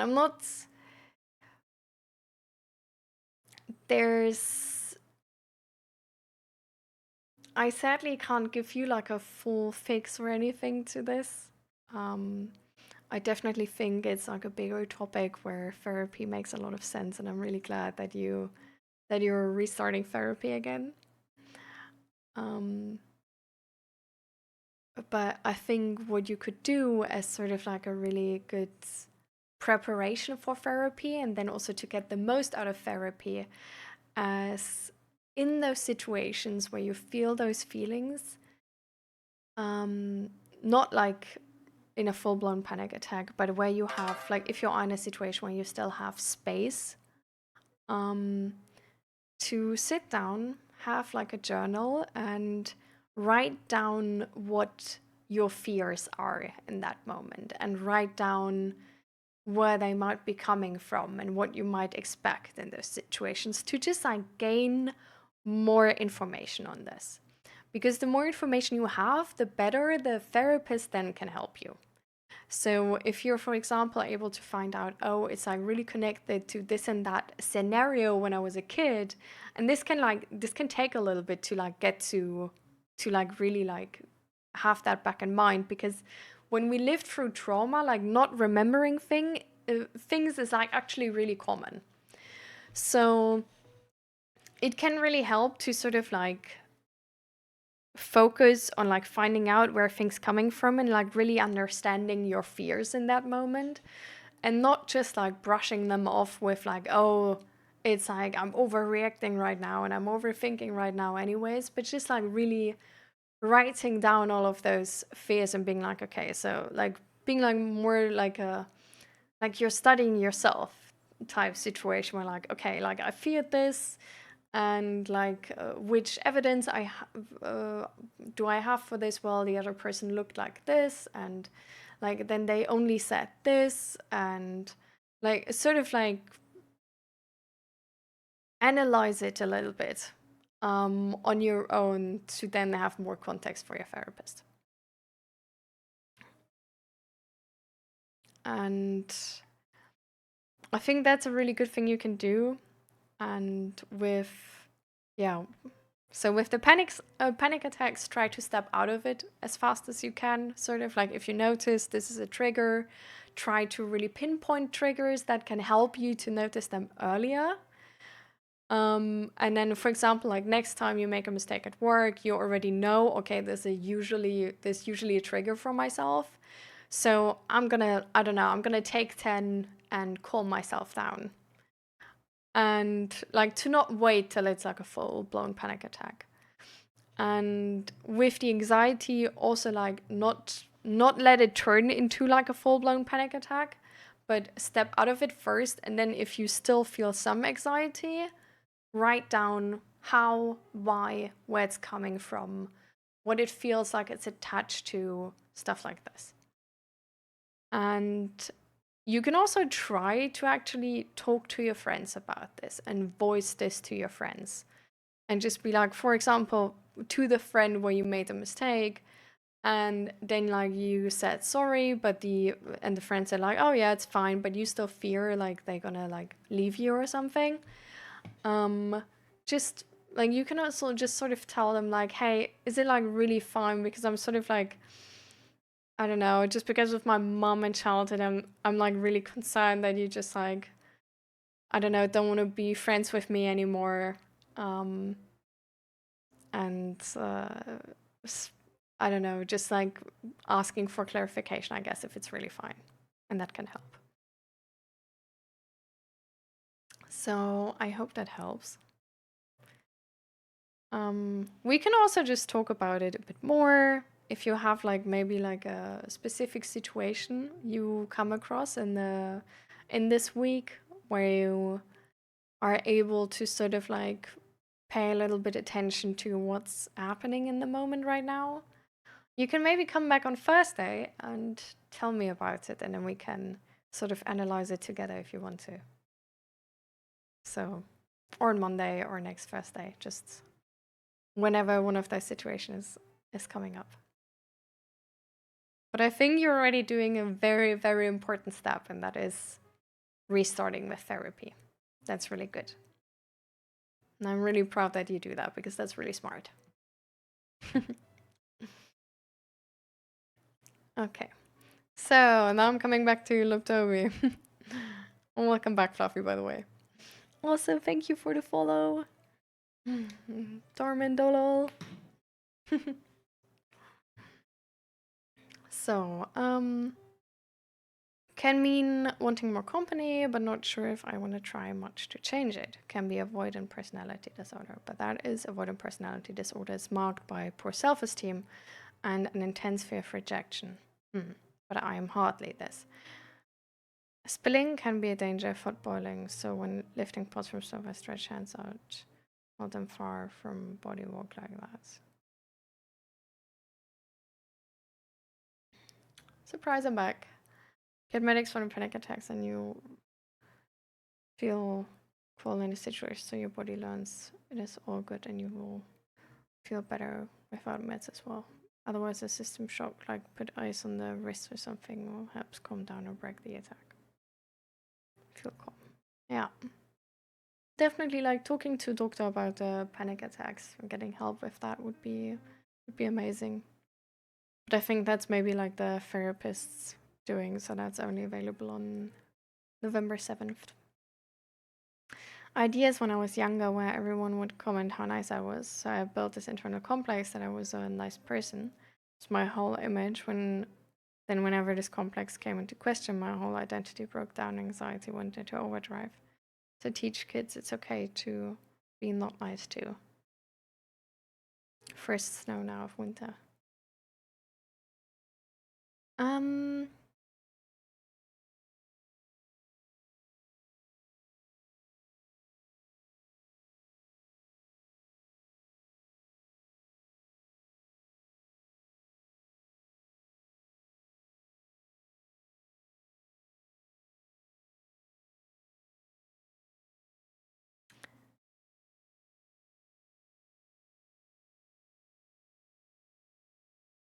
You're really switching topics a lot. I'm sort of like, I'm confused where we're going with the conversation of Toby.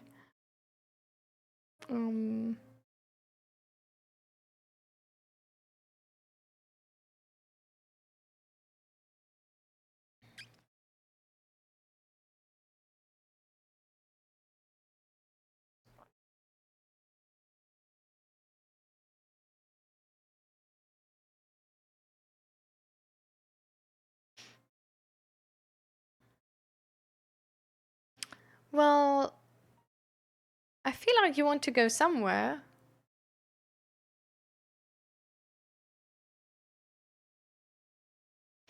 But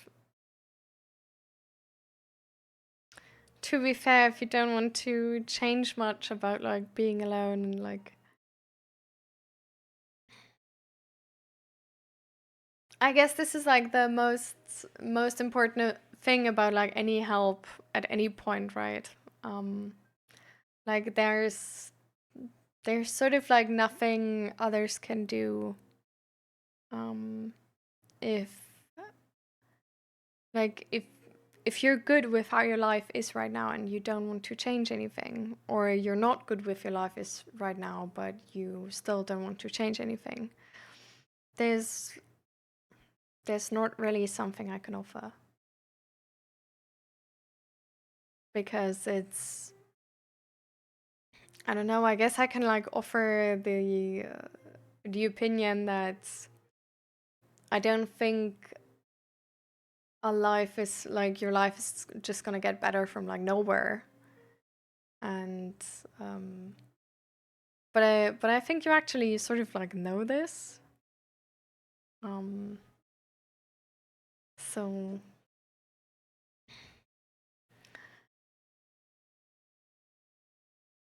like, do you think it could change, Loptobi? Like, do you believe there's the option that it could be better? Or do you think this is something which is like can't be helped?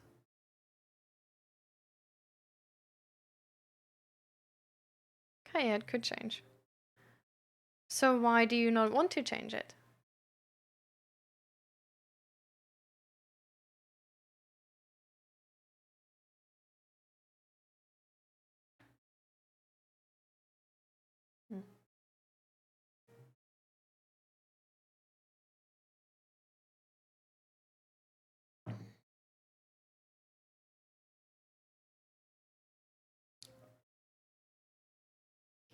Hmm.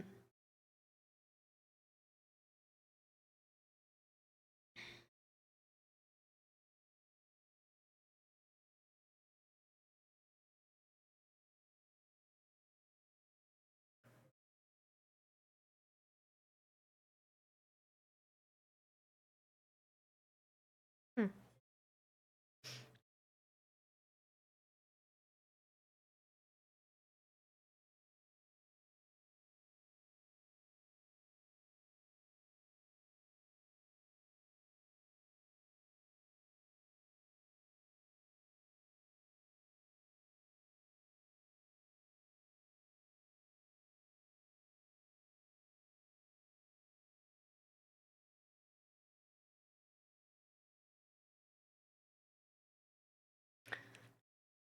If you say you're just like lazy to make the effort, is it then not bad actually right now? Like, is it not that bad?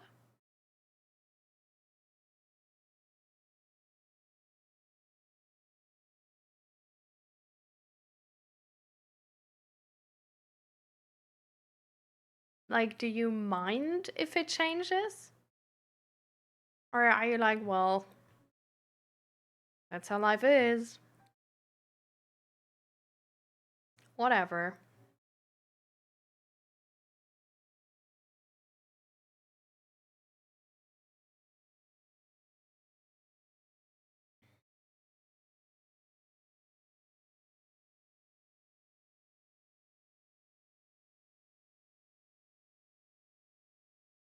I guess as many would call it bad, also it's unhealthy, studies say. But yeah, okay. And?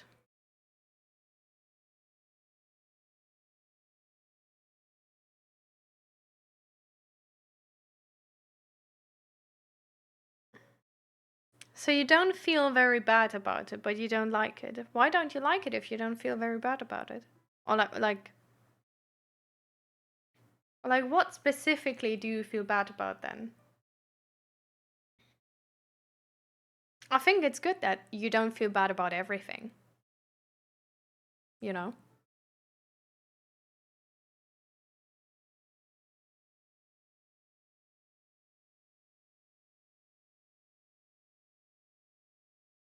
Hmm.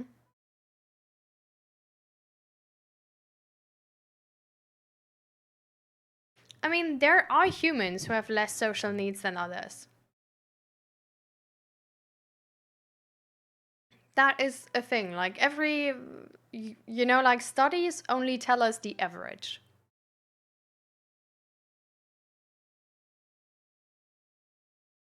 A life in a good community would be great.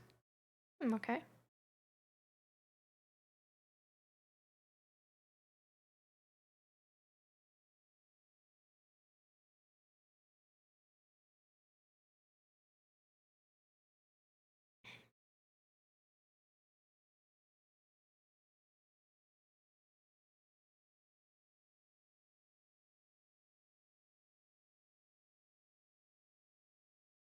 Did you enjoy that talk?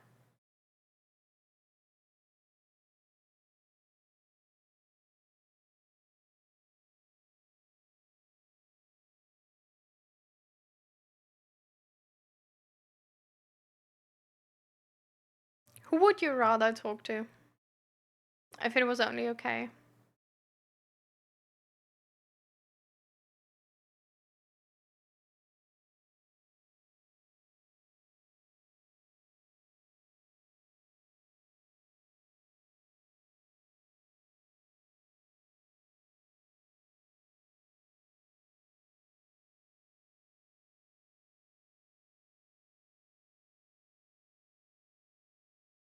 Mm-hmm.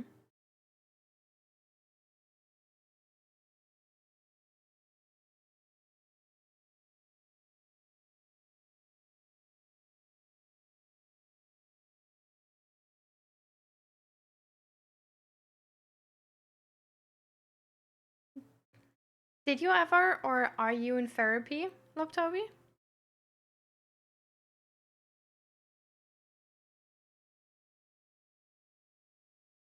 No. Why not?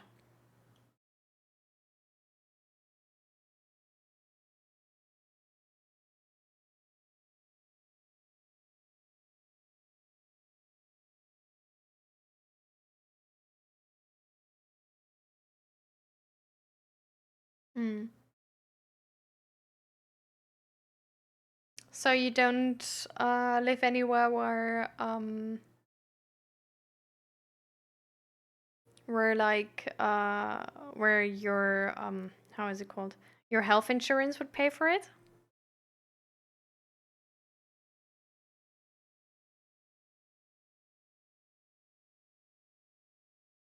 The Minecraft tutorial plug. Just in between.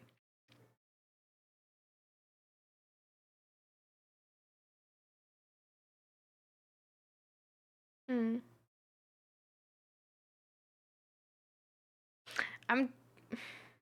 I do understand why you say I'm like a free therapist. And on one side I appreciate it. On the other side, I'm in no comparison a free therapist. Like therapy, like a therapist has personal hours with you. Sometimes even one per week or multiple a week, where he, over the course of sometimes even years, gets to know you and is probably specialized on people with problems like you and tries, so like offers like all the knowledge we have in that sector, sort of. Which, even though I definitely try to get smarter every day, I'm not at that point yet.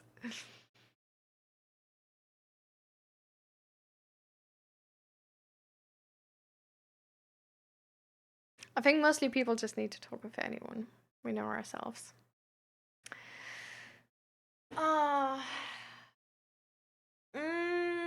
I think I don't agree. I talked to my mom a lot, made it worse. I talked to my husband a lot about it. He didn't know better. Like, I don't know, like if I look about in like at society right now, there is so many people who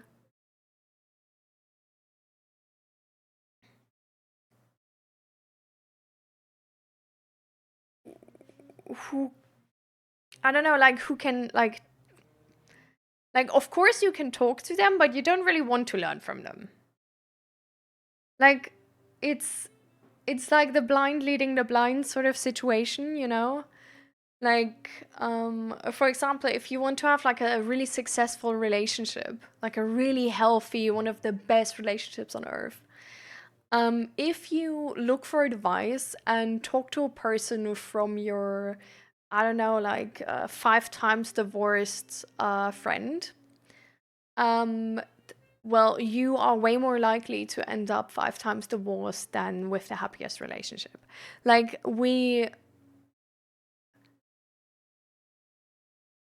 you know what I mean? Like there's like yeah. Husband not single, okay, I'm leaving. Why? I thought you have a girlfriend.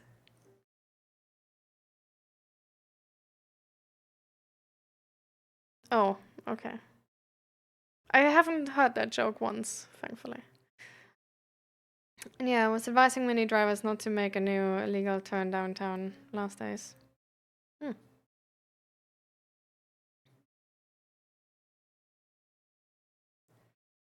But yeah.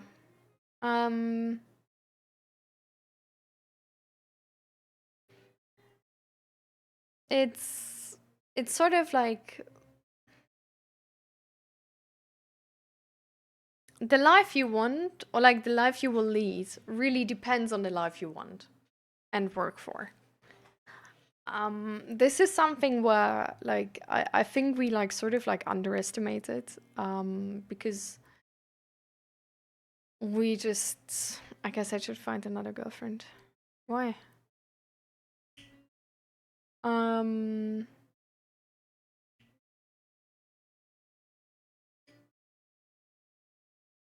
I mean, is that because of you or because of her?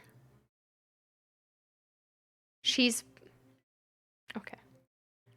Is that also a joke? Yeah, okay.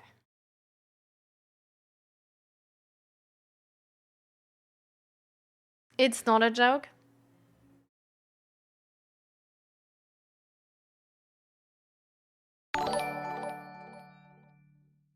Bruh.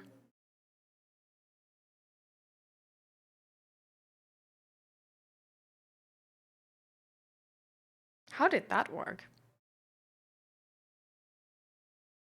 I never had that one before. But that was cool.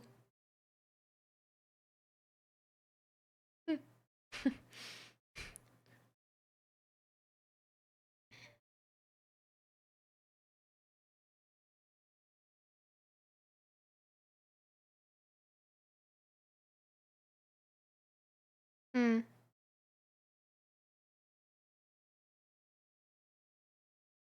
Mm-hmm. How do you feel about this?